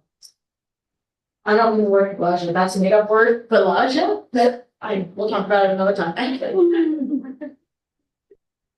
it's a novel word. But I didn't realize it's a Voigtlander word that I didn't realize was made up until like a week ago when I didn't use the same word in Wago. You've been using it your whole life, as it is, wow, it's scrabble. And Klaja And Wago. and Laja. Yep. Use it in a sentence. There's like Waja of plants. Always it. And the other day I used it in a public setting and people were like, that's not a real word. And I said, yes, it is. And I just used it again And in public setting, in a public setting. it is now. English. English. There's no derivation, no derivation, comes to nothing. Comes from Voigtlander family. You know, I'll adopt it, and then if enough people I'll adopt adopt it, it'll become real. Yeah, it'll be my legacy. So what is that stormwater infrastructure? Yeah, just the steps. Or your structure. Oh, I think it's the plane. Oh, it's the English section. My favorite. Huh, Planting circle. That's what I want to next. Included, oh, that's. Let's see what there's. that's a key. Yeah. There is.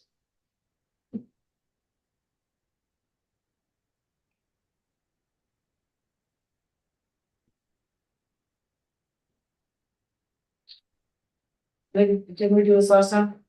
We did, Yeah, so. I just want to say what we did send a letter in. We just wanted to, so we commented on the that they put in we didn't think the refuse and recycling was going to be large enough for the area that they that they had designated, and it doesn't look like they changed that. And we commented on lighting pollution. They never talked, they never covered solar energy, although at the very beginning of their project, they said they would use it. We'd comment on heat pumps. I mean, that they were gonna use gas for heat. And then landscaping plantings, we just said that we wanted to know if did they provide a written justification for the selection of non-natives? Because they're supposed to do that. That was it. Emily, and they. I guess they didn't do those things. Do we know if they did the written justifications of? Any of those documents?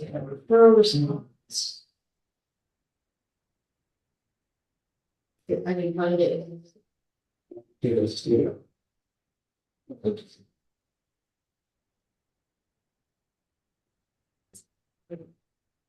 I can see all of it. Oh, there's a. Could be in the. It could be in the planted key.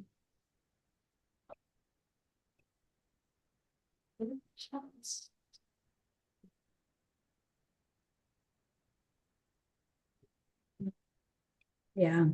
Well, that does sort of look like a written justification. I mean, the key. Yes. Okay. Oh, okay. Oh. When they relocated, yeah. They did. Looks like they moved recycling. The waste route. Deer spray routine? Maybe. Was that? What is that? Where's? They're just gonna spray, for deer. They're really good about deer.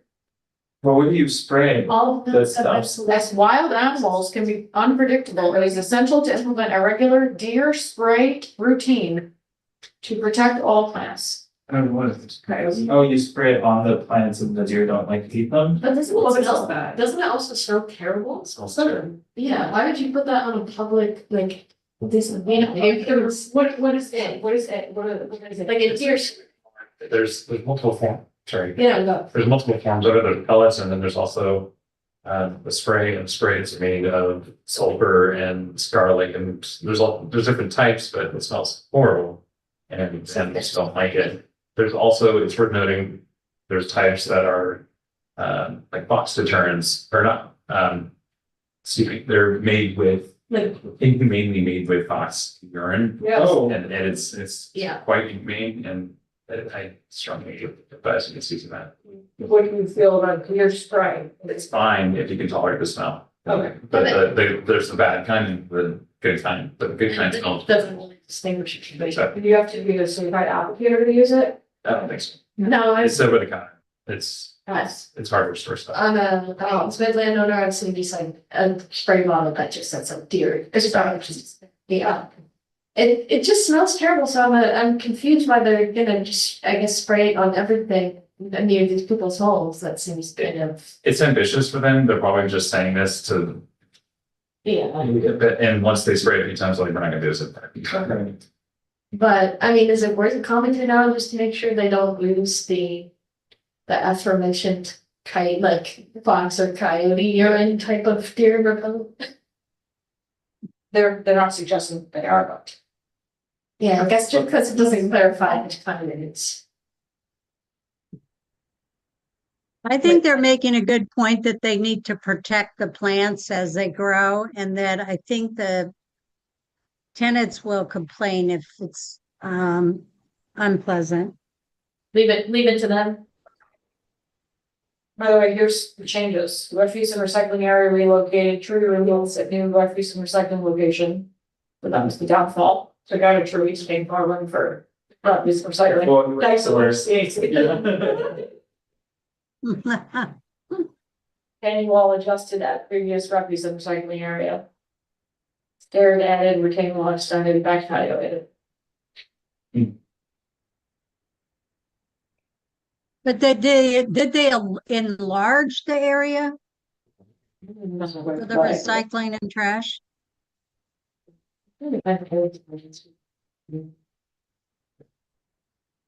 I'm guessing it's that is Right. dumpster-esque. It looks fairly large. It doesn't address. You know, composting the food scraps, Right, but I mean, I don't think they're we not required. require that, you know. But in case. You wanted to.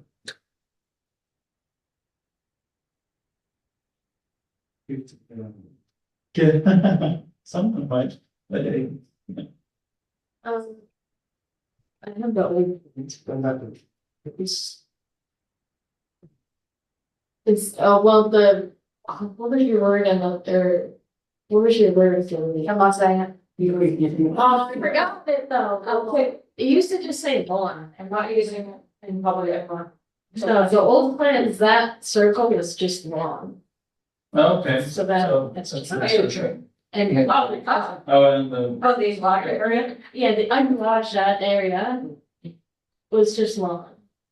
I'm trying to find their site and see if that's changed. Yeah, nothing to change the price of the project, to go from grass to 75 million plants. so, just to keep us moving, do we feel like. We're satisfied with their response to our comments generally, or. We think we would like them comments some more.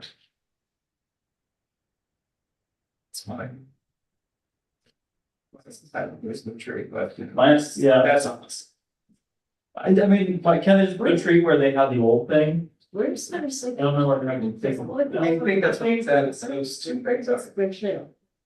I don't know. Oh, it doesn't have to be a trade-off. But, yeah, we get it.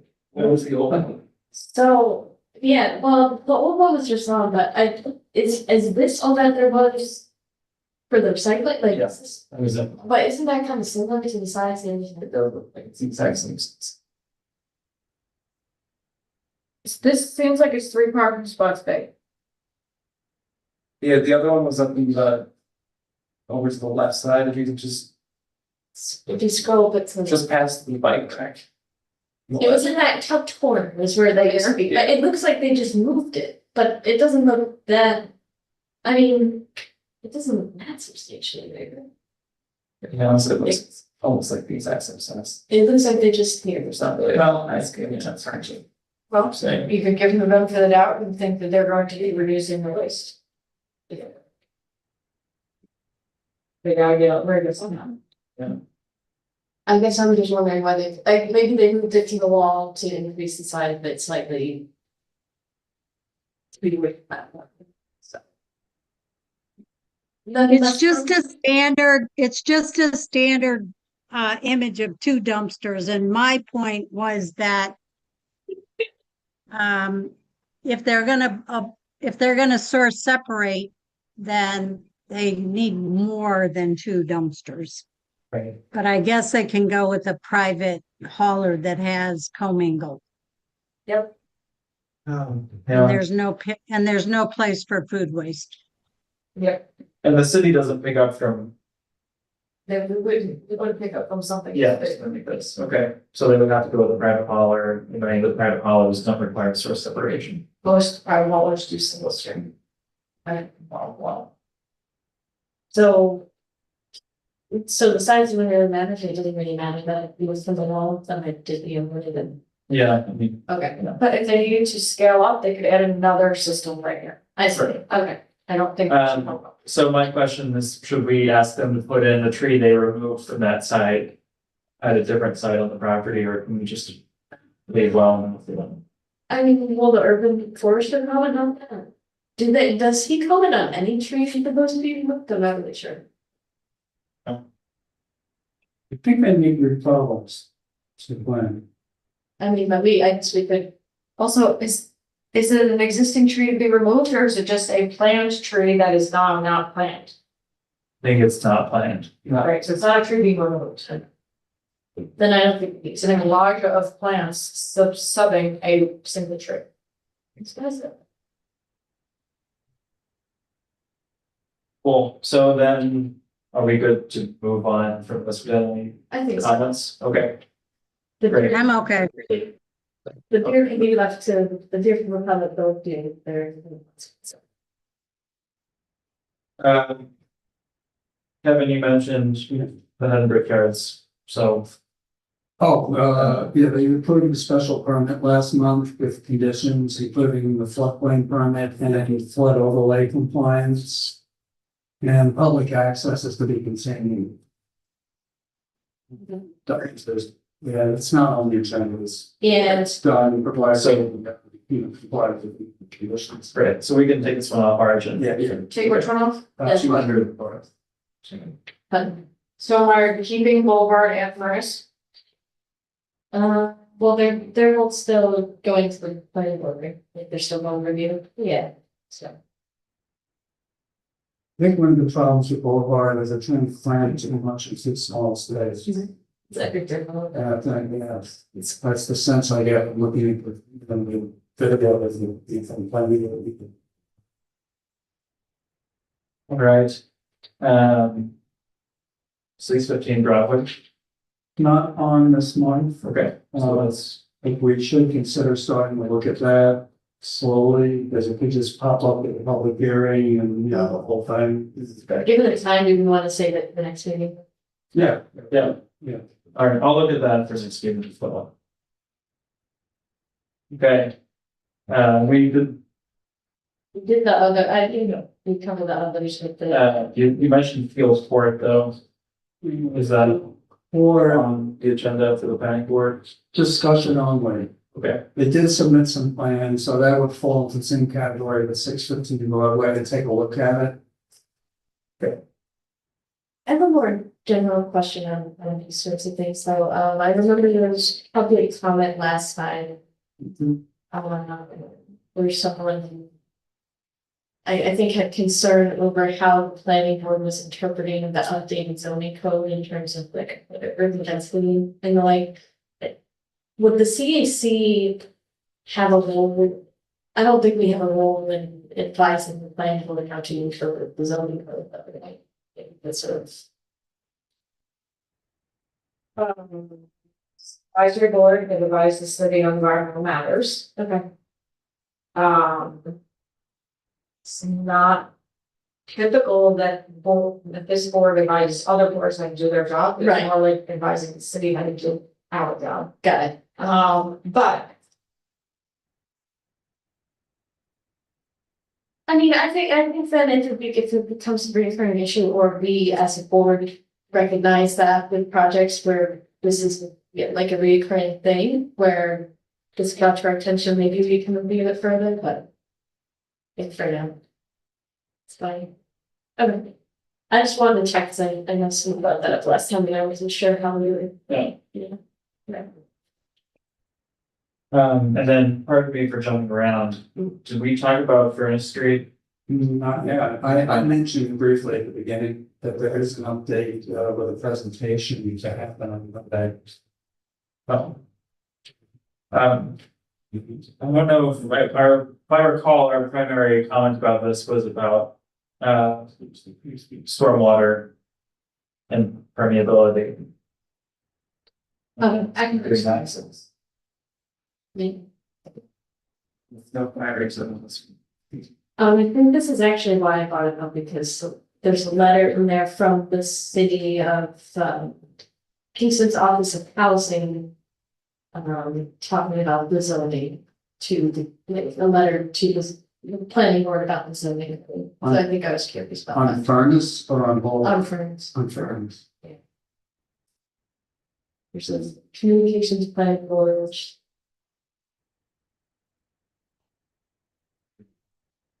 Yeah, basically just outlines the zoning code, but it's from.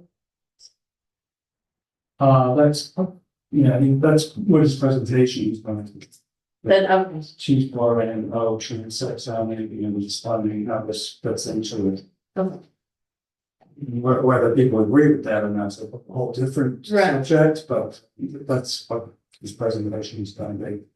understood. I don't think he would address to anyone who wants to go. I don't even know what it.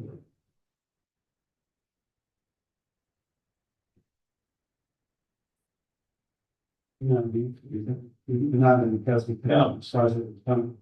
Well, I guess the whole thing was permeable to water, right? It was all paved. Okay, Yeah. or something, it's, And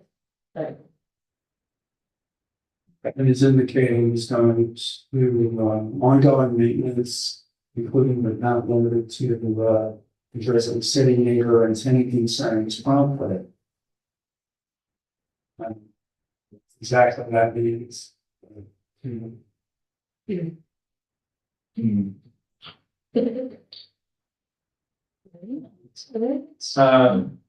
And there's a waiver request to lower the first floor grade 18-inch to 6-inch.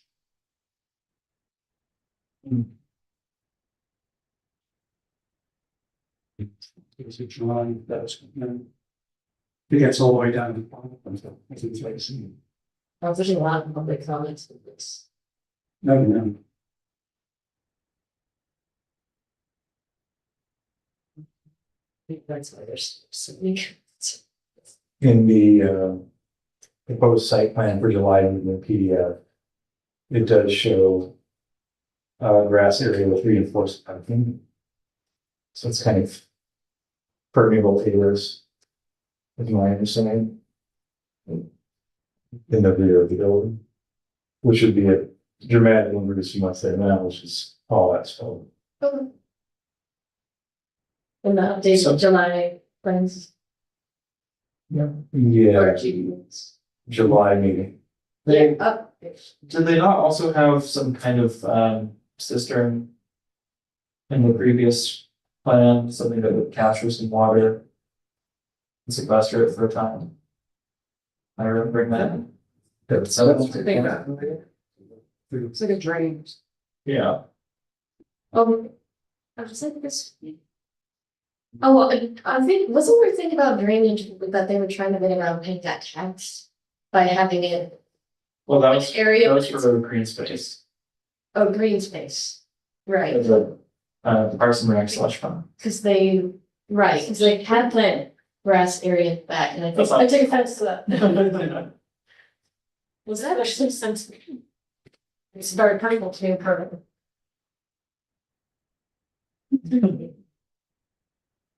Was that this one where they were, the grass was overlaid with the storm water? Yes, Yeah. Okay, yeah, I think that was where. and that doesn't seem, it doesn't seem like they've really addressed that.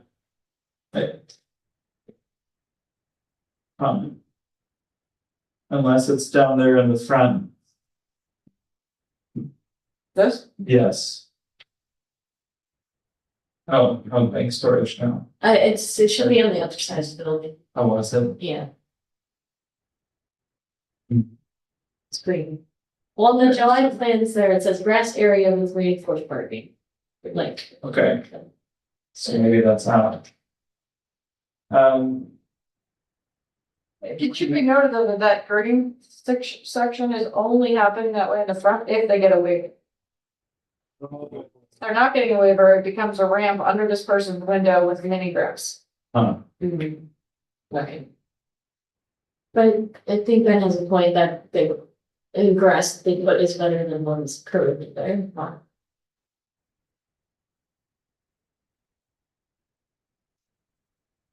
Do we know if we need to make any substantive comments on this by the next planning board meeting? Or, Yeah, I think the only concern I can recall was the green space tax. I mean, I don't see them using open space. I think they used open space before, which we kind of raised our concerns with that. Because we're like, are they trying to get out of that exception? that's interesting, it's. Because I, I agree, it's not. yeah. Hmm. So I'm not very concerned, but if we want to ensure that, I guess we could raise it again, but again, I don't think it's that. Good. Good. This is a hearing. Okay.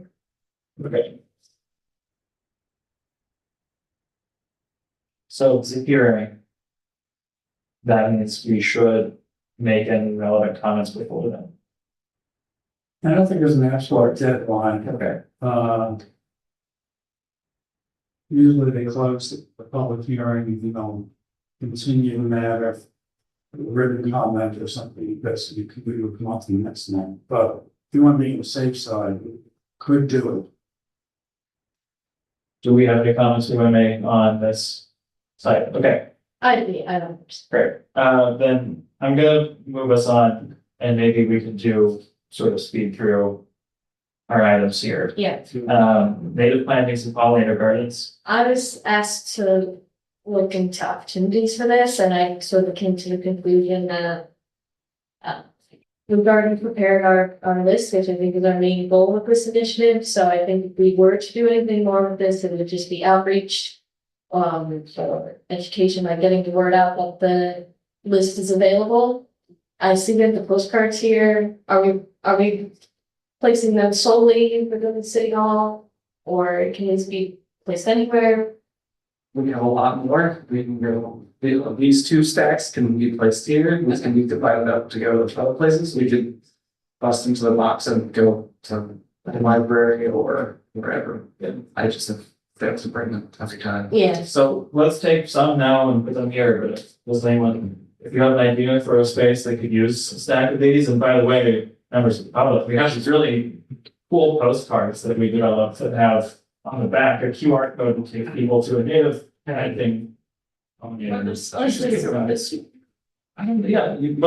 at them, and if you want more, because you want to take them places, we could give you, take one of each side. Jen, If anyone- go this way.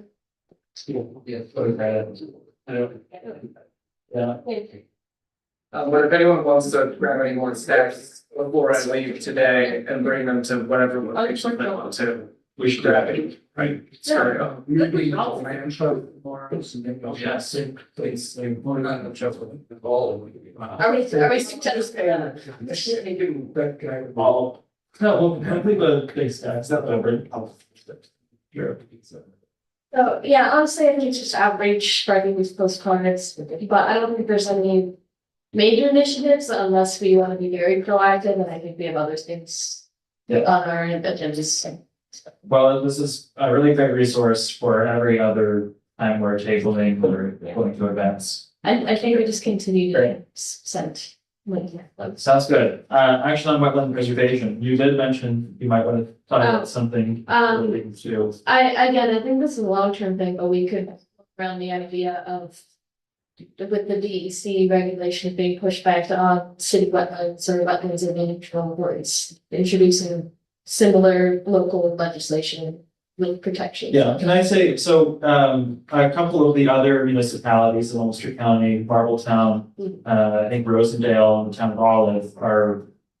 Their CACs are working together to develop a cohesive wetlands regulation between the three towns. Would we want to maybe get someone to come give a little talk about what they're doing at this meeting, and maybe we can see if we want to jump on this That sounds like a piece of yeah. group thing? Okay.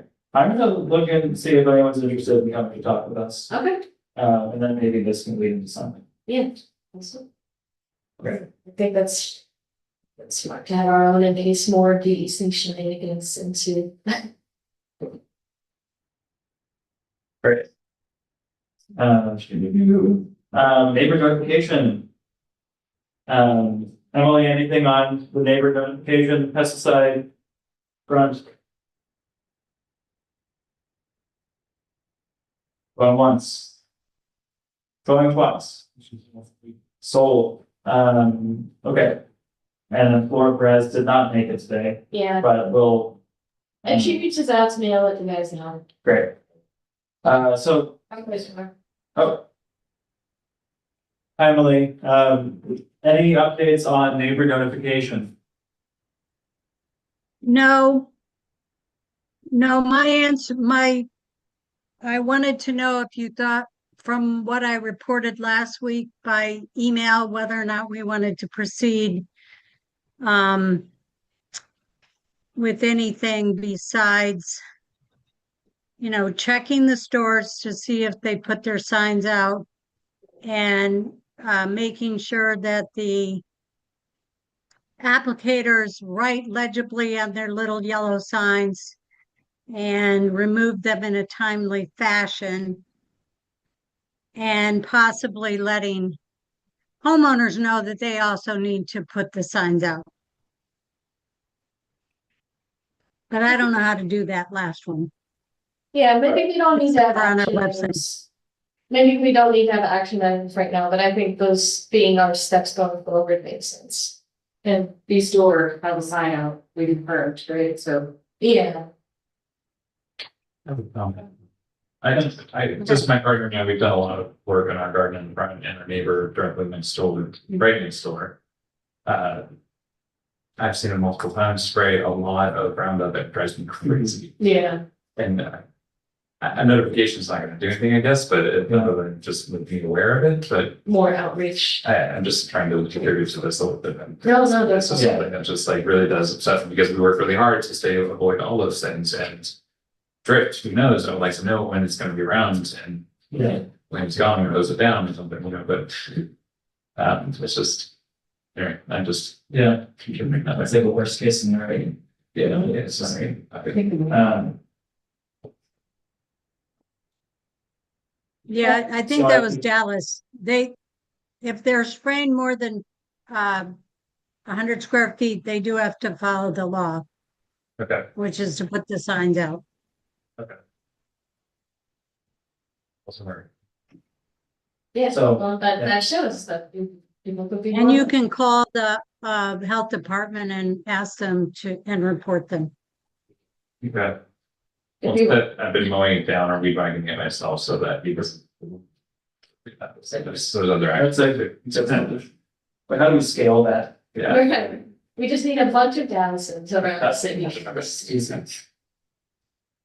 Okay, So then, otherwise, Emily, I feel like what you listed sounds like a comprehensive and exhaustive list of things to do, and maybe we can think more about how to reach out to homeowners. And maybe we'll have more interested members join who have experience working with other people. Understood. wait,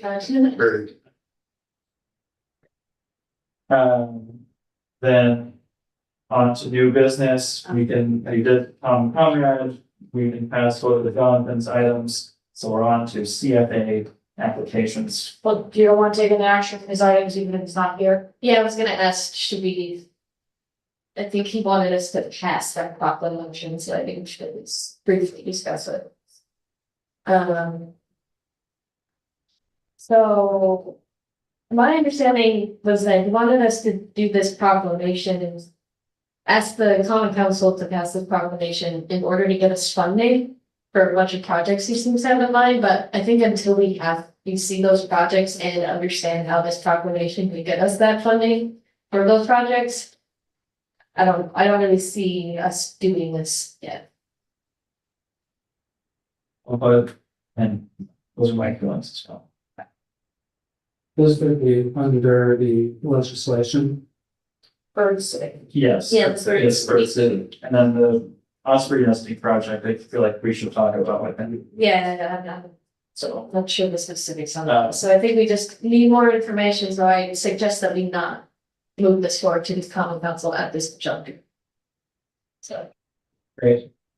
So I'm looking on, yes, Your bird friendly city legislation, is that weird? it's not a legislation, it's just a proclamation that saying we support practices in the city that, go in good practice of like birds, not harm birds. With specific, what's it called, the outlaw. No, this was a little different than that, like, what was through on? Yeah, this was through. so there's an interested member of the public who loves birds, that's we all do. And is bringing forward this proposal that we ask the common council to proclaim that Kingston is a bird friendly city. And we takes certified through the Audubon Society as a bird friendly city, which could potentially open up grants to the city for doing bird friendly projects of different kinds. So Sorry, go ahead. what kind of things even like promote the health of I have it right here, expanding bird food sources through bird-friendly plantings and protected fisheries, increasing avian reproductive rates by providing species-appropriate nesting sites, improving bird health by limiting the use of rodenticides, protecting migrating birds through bird-safe flags, encouraging birds to protect grasslands, monitoring progress in restoring bird species. So. Yeah, I think lots of great ideas, but I think we're not ready to make a big decision about it right now. Yeah. I would also say that a number of these things, like improving bird health by limiting the use of pesticides, the city has taken action on having a non-toxic landscape management plan, so that's happening. Right. Limiting outdoor warning lights and light use during nighttime migration periods. All the LED lights, street lights that I put in are Right. sky compliant. I mean, Again, I but don't have any big skyscrapers be modifying glass. I mean, obviously, any kind of glass is important, but like, right.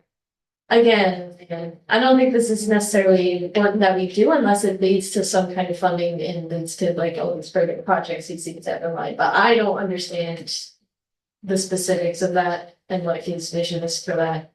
But I agree, there's a lot of redundancy with what we're doing. I mean, it's like the equivalent of being a tree city US. Right. It's a matter of whether we want to, if CAC wants to move forward a formal designation as a bird city. Right.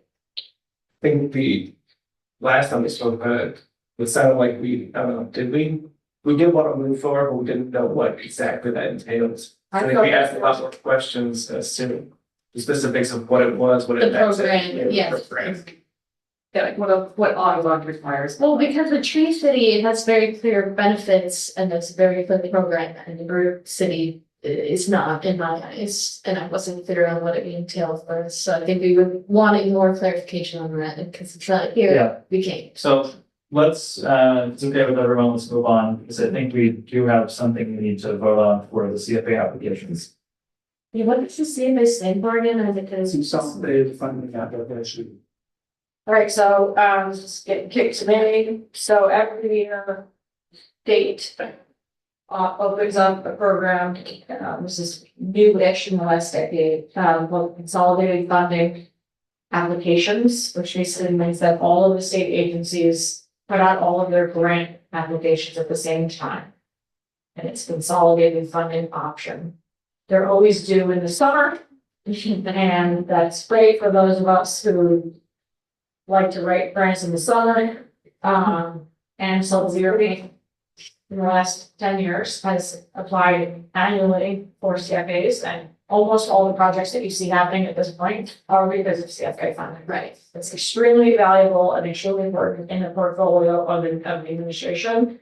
And then typically, since the beginning of July, CAC and Climate Smart are asked if there are any environmental related grants, which there always are, to provide letters of support if you see fit.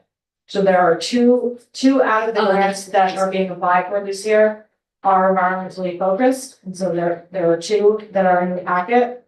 And I'm just gonna read the proposed letter, but the way that this goes down is that I'll read the letter and give you an overview of the project as I know it.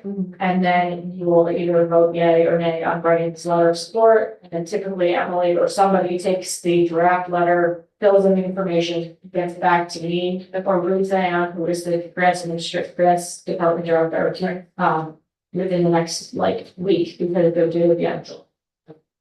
So. Do you have a copy that you can project? Yep. Stand by.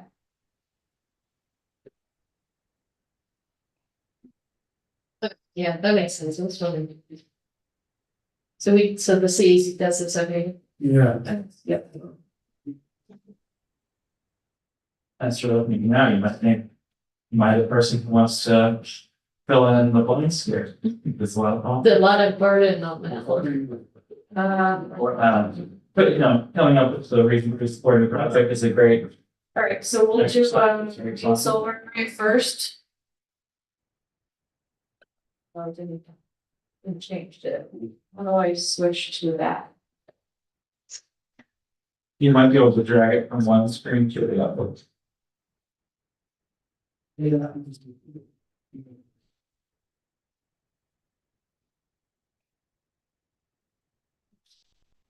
All right, so this grant is through the Department of Environmental Conservation, so it's addressed to Commissioner Lefton.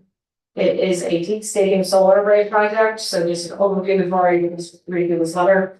Is as you all may know, the city has made and the school district made a massive investment in Teak Stadium in the last decade. And as part of that, one thing that was not included in the project, in anticipation of future grant funding, was solar and renewables on the site.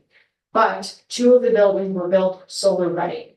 So that means they were built structurally to be able to support solar, and it was already stacked out for both buildings exactly like a solar would be, should there be future grant funding. There's not usually grant funding for stadiums, there's always grant funding for solar. So this is for that always grant funding for solar. So this would be to put roof mounted solar on the visitors side storage area. So if you're looking at the stadium on the left side, there's a visitor stands, and behind it, there's this really super long linear building that looks like a shed. That is a shed. It's a very well supported shed that can have a good amount of solar on it. And then the other building is actually the concession building. When you're going in the deeds on the right hand side, the big building looks like the pavilion. That's the concession building, and that building can actually have, since it's east west facing, it can have solar on both sides. So we actually met there today to talk to we worked with the designers of Teak Stadium, which is CPL, to get the specs from them, but also we met with the solar installer today just to get a quote. This is based on that information. So the letter reads on behalf of the CAC. I am pleased to support the City of Kingston's 2026 CFA for the Teak Stadium Solar Array Project. Funding from the DEC Climate Smart Communities Program, which is a program for Dodo, will allow the city to install approximately 28.6 kilowatts DC of rooftop solar photovoltaic capacity across 2 newly renovated support structures. The new systems will be inside storage building and the home site concession building. Together, these systems are expected to generate about 35,000 kilowatt hours of renewable electricity annually, reducing purchased grid electricity and associated greenhouse gas emissions from stadium operations. The CAC would then put something in there like, support this because blah, blah, blah. This follows the climate so, and then on behalf of the CAC, we strongly encourage the DEC to support the city's requested funding.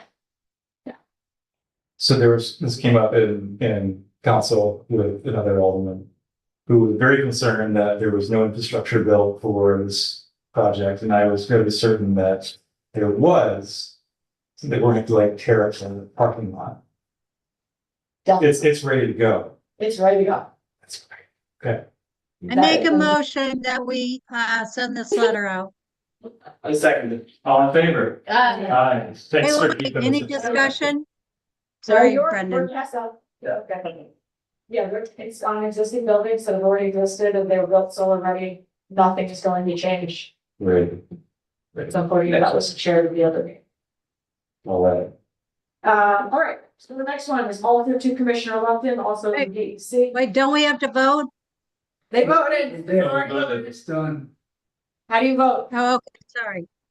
Do we have to delegate someone? Is that what you guys? Somebody needs to fill in the blanks. They'll fill in the blanks. Once to okay. Right. You need to fill in the blanks and get it there within the last meeting. Yeah. Okay, the second one is Commissioner Lefton. This is the Kingston Extreme Heat Mitigation Project. I'm not going to be able to speak so eloquently about. P.S. I would be the project manager for the solar one, surprise. I'm gonna read you the words and then we'll figure it out as we go. On behalf of the CAC, I'm pleased to support the City of Kingston's 2026 CFA application for the Kingston Extreme Heat Mitigation Project. Funding from the DEC Climate Smart Communities Program will allow the city to expand tree planting areas on streets currently lacking adequate room for trees. Currently, areas in the city without tree canopy along the streets have been measured to be over 18 degrees hotter than areas with street trees. This is due to the heat island effect, where the pavement stores daytime heat and releases it overnight, preventing temperatures from naturally lowering. By adding planting space for trees that can grow to provide increasing amounts of shade, the likelihood of heat-related health emergencies, energy demand from air conditioning, and stormwater flooding on roadways will decrease. The Houston Climate Smart, or whatever we are here, the CAC supports this project because blah, blah, blah. On behalf of the CAC, we support the city's request for fund. I presume this is going through the urban forester, and it seems like it's being used to plant trees. It's only for trees, not for any other engagements. I actually don't, I should have done more research on this one. And Ben, do you remember this one? Sorry, what's this again? The tree heat island effect one, the group center, I talk about this one? Stream heat mitigation. Stream heat mitigation project, Yeah, expand tree planting areas on streets, currently lining out of their root trees. And is this existing planters and it's just cutting out a bigger section, or is it creating new planting sections on the second? Yeah, Is there a project scope for this? Right, we talked before about having planter areas that are too small for trees. no, let me see what yeah, I. I believe this.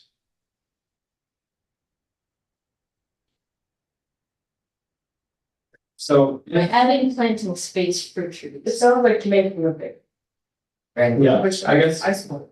yes. with my understanding of this is just like, the tree can be generally for the specific purpose of the adverse effects on people's kind of. So those projects would be expanding the canopy in some capacities. Kim, I guess I'm wondering, do we feel comfortable enough with the general concept of Yeah, supporting tree canopy that we can? can we, yeah, This one, unfortunately, I'm ill prepared. I'm Whoever agrees to Right. find the reason for supporting this project, will make sure to do a review of the project scope. Yeah, so, yeah, how would we, I can be talking with Prince. I can do that. Okay, so So Brenda, can we get a motion to I motion that we, the letter of the general director? I motion that we support the heat mitigation project and write a letter of support. I second that. All in favor? Aye. There, thank you. But you're doing the job. Yeah.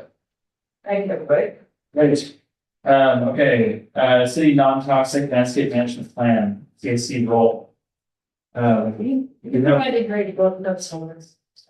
Do we feel like we have any actions we want to take on this? We had talked last time maybe about wanting to start the process of revising the language, but actually I feel like we can just be sneaky with what the CAC, strategic with our position in the law. And provide exemptions as necessary. I think we have the right to do that. Yeah, well, maybe we have the right, but we could also perhaps engender the circumstances under which we would be asked to provide. So didn't we talk also about, editing, I don't know if that's the right word. There was a- About weirdness. There was commas instead of semicolons. There's like copy editing, and there's also one problem because of the comma. It implies that Oh, the, I think like any class of plants are acceptable or weeds or something like that. It's weird. I remember that. It's not that big of a deal. But I would say if we found like really substantive problems, we should also fix that. But I feel like it's a lot of work to go through. fine for what we needed to do. Yeah, On topic though, because like, Yeah. yeah, but. My recollection, Julie might have noted that if we saw errors of the legislation, errors. Well, I mean, changing the local law takes several steps. Anything is possible, I probably said that the last time. yeah. Oh, but then there was also an issue that maybe it was a problem with the transposition from the resolution to the E code. Right. And if that's the case, I don't know, that might be Out of our or minutes. or something. Yeah. Okay, well, So, either way, I don't necessarily think this, if there is an error within like the local law as opposed to the clerk's transcription. I don't think either way, this is very pressing. I agree. So let's move on. But let's keep in mind. that I have something to say. Yeah. Okay, One of our responsibilities in this law is to make sure that the people applying doing this work are trained. And we don't even know who, are they getting trained? Do they need training? That I think we could explore, if there's new people that have been hired, if there's summer people, that kind of thing. In our Parks Department, is that what you're referring to? It's both the DPW and parks. Okay. yeah. And So I think So we could start exploring that, to make sure that if that's our responsibility, is someone doing it already? Do we need to do it? Are there existing courses? That kind of would we thing. want to set up a meeting then with the relevant people in those departments to ask about what the training looks like? I mean, but it also, my understanding is that the city just doesn't buy any of the toxic things that they Right. put on. Julie's So- not. Yeah. Okay. But they're Then- also supposed to be doing integrated pest management, which is more complicated. I think we should understand first I mean, I could just make a call and see what's happening or do a little bit of homework Okay. before we have a meeting. Like Okay. what kind of training would be applicable? Great. I'm good. If you don't mind taking it on, then like, that would be great. Okay, The part with the comma was, it says pest shoving any insect, rodent, fungus or weed. Oh, yeah, Oh, which is not what Or this is. any other form of terrestrial or aquatic like bacteria. That's any organism you don't want. This is very deep. Now there's the time for philosophy. Yeah, so EMC annual roundtable presentation, anyone, so, Environmental Management Council, which is the county's equivalent of this body. And it's made up of representatives from all of the CACs across the county. The representative is Emily. Okay. And every year they do a little roundtable where representatives kind of talk about what they've been doing. Right. This year, it's happening at the Rosendale Recreation Center, August 26th. Oh, yeah. And they're asking that someone from this group come to present on a success or a challenge that we've had in the last year. That person has typically been me and it is not going to be. So it's not gonna be Julie. I have other obligations at that roundtable event. What times? I believe it's 5 to 8 p.m. But the roundtable part is the second hour, so 6 to 7. Can we come, well, Jen and I's schedules, I think, both fluctuate a bit. Can we check this at the next CAC meeting? Yeah, but let's, can we do action item? Oh. Think about whether or not you want to do this. Okay. And, it's fun sometimes to talk in front of a group of people. Ray might be interested. Possibly, I just don't know if that's time frame that I can make more than, that's all. sorry, there's two things. One, to give a presentation, two, just to attend. I was sent the sign up because I'm in the EMC. Do I need to forward that on to everyone? That would be great. Please do. Okay, I don't think because anyone anyone else- can go and it's different about giving the presentation. Yeah, it's like a PowerPoint presentation or is it Okay. just? It's like a- It's been a slide. You send points in advance, they bring up this, so it's like, they go alphabetically through the towns, so then when they get to City of Kingston, it's like City of Kingston, and then you stand up and go through the this one slide. These are the small things that have happened. Is it Wednesday? whichever day the 26th is. Yeah, it is a Okay. Wednesday. I could possibly do this, but again, I'm gonna be away for most of August and I don't know if I can physically be, but I can try my absolute best. Okay, we'll forward this, the event invite, and then let's all look and see if we can do it. CAC outreach. Have we talked about any other outreach? No. We posted some things on Instagram. Nice. All over Instagram. There we go. I was posted for us.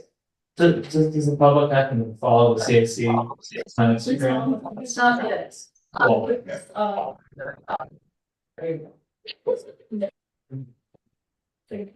I'm not even on Instagram, so. It's Kingston.cac. I wonder if we can just, do we want to keep this as a new business item? Because if so, we can add the Instagram link to the agenda. Like fixing the link, is there a problem? Like as an action item? Just, no, just so it's there, like. So, alright, do we have any communications on the CAC email? No, but I know they're not, and I also do want to mention that I'll follow this, I follow up from the last meeting, because we had talked about. Yeah, CAC member being able to access it, and. Well, let me rephrase, there are 4 emails currently in the CAC inbox. 3 of them are random, somehow you all got signed up to being part of Kingston Wire, so you're getting the Kingston Wire. Oh. And then there was an active shooter training, the 7th that you all were invited to, and. Oh, we missed that. we missed it. So, that all said, you all can't have access to that unless you get a city email. So it's not common that boards that change regularly, no offense, will get city emails, that would just be the city emails. Yeah. So, if you're all okay with it, I will just keep an eye on the email. But it does mean that if you're sending a correspondence, they're sending it from a personal. If you don't want that to be the case, then you need to send it through me. Got it. I believe, I need clarification on this, but I believe that since you are under. Have signed an oath of office, that any communication as a CAC member coming to our email is possibly FOIL. We don't know if that's true or not. Is that a legal term? So FOIL is like freedom of information law, which basically means. If Anthony's like, I wanna see every email that, Oh, I see, like public record, kind of, yes, okay. I can find that out. Oh, that's, But, Communications on like deadlines before the CAC. right. Right, so like if I send that you out the email that says, hey, everyone, guess what, don't forget, we're having a meeting next week, here's the agenda, and you write back, you're like, this agenda sucks. Then, I'm good, then I'll I could send this agenda. Okay. and I just might. Go. Okay. So any announcements or events? Let's move on to reports and updates. We can keep this really quick. Yeah, top one. Emily, anything from public safety? Oh, you good? I didn't go. All right, Climate Smart Kingston. Yeah, okay, and Anthony, feel free to chime in or, we're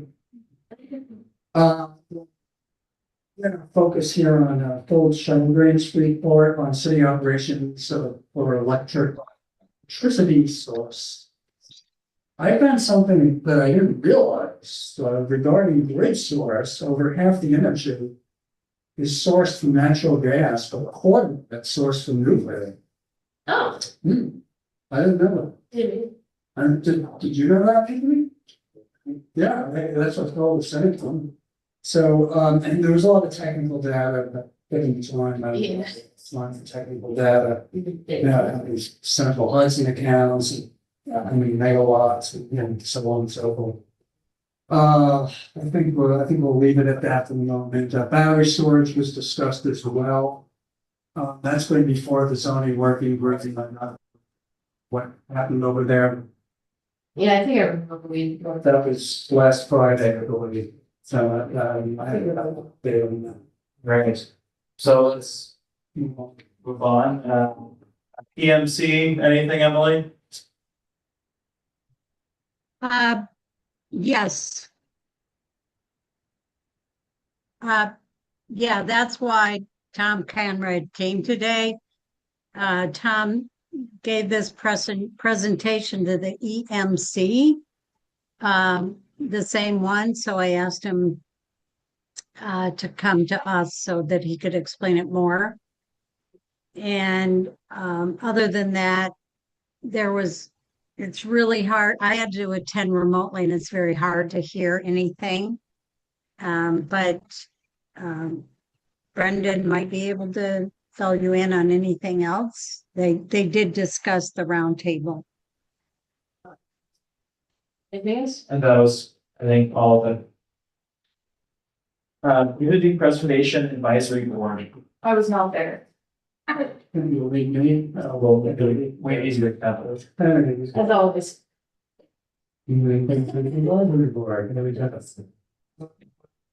So we're still kicking around policies and procedures. I think there was a question that we recently, yesterday, about easements.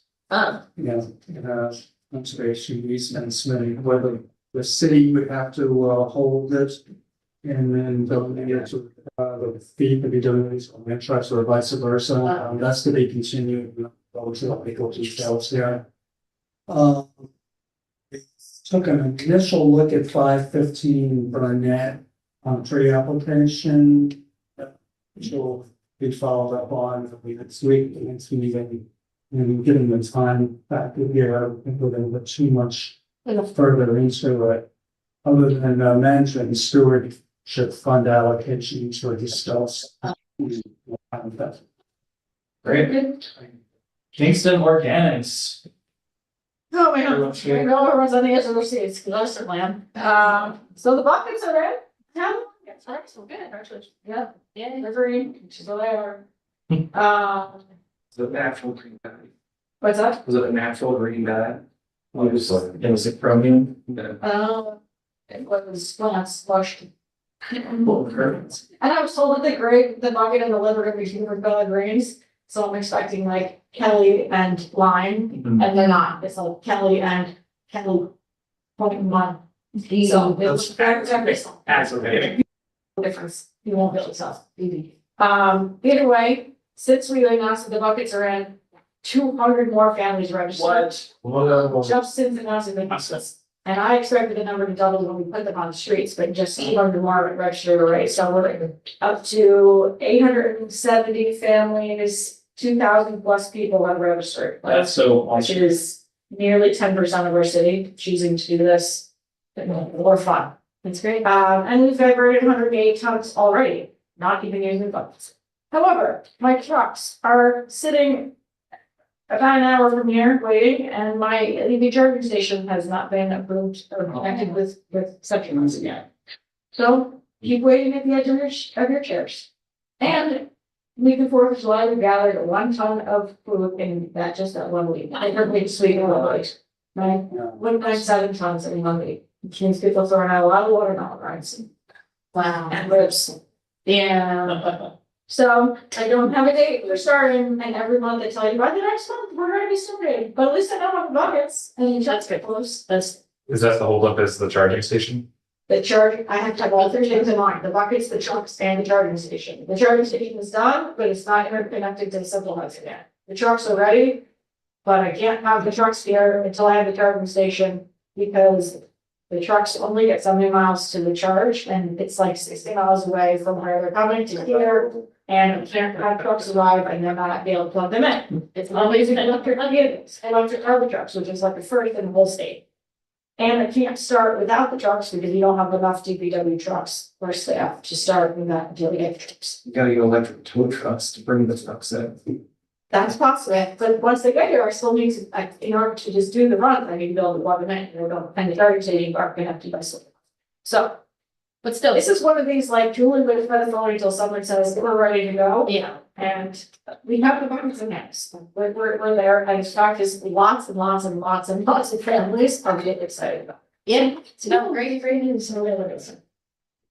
I take particular interest in this whole project because composting is one of my big, Right, yeah, it. so Yeah, there's anything that you need that I can help with, you think I got, please let me know. great. Thank you. I assume you're in the current composting. land? Yeah, there we are. Awesome. All right, oh, sorry. What year did we start Kingston again? We started 3 years Oh, ago, that's it? this year. No, we just started at the beginning of the 4th year. So we started July, like 4th or 5th of Huh. 2023. Well, so I guess nothing, not how long we've been doing it, Oh. how long has it been? Oh, they started. Like that, this organics thing, that's. Well, I hired Hudson Valley Regional Council to write the organics plan. And.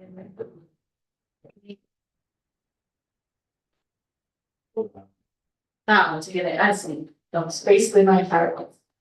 I've only been alive since 2018 now. And I said, You weren't born yesterday. Happy birthday. All right, Lower Sovus Creek Advisory Council, Emily. and you saw it, Peter.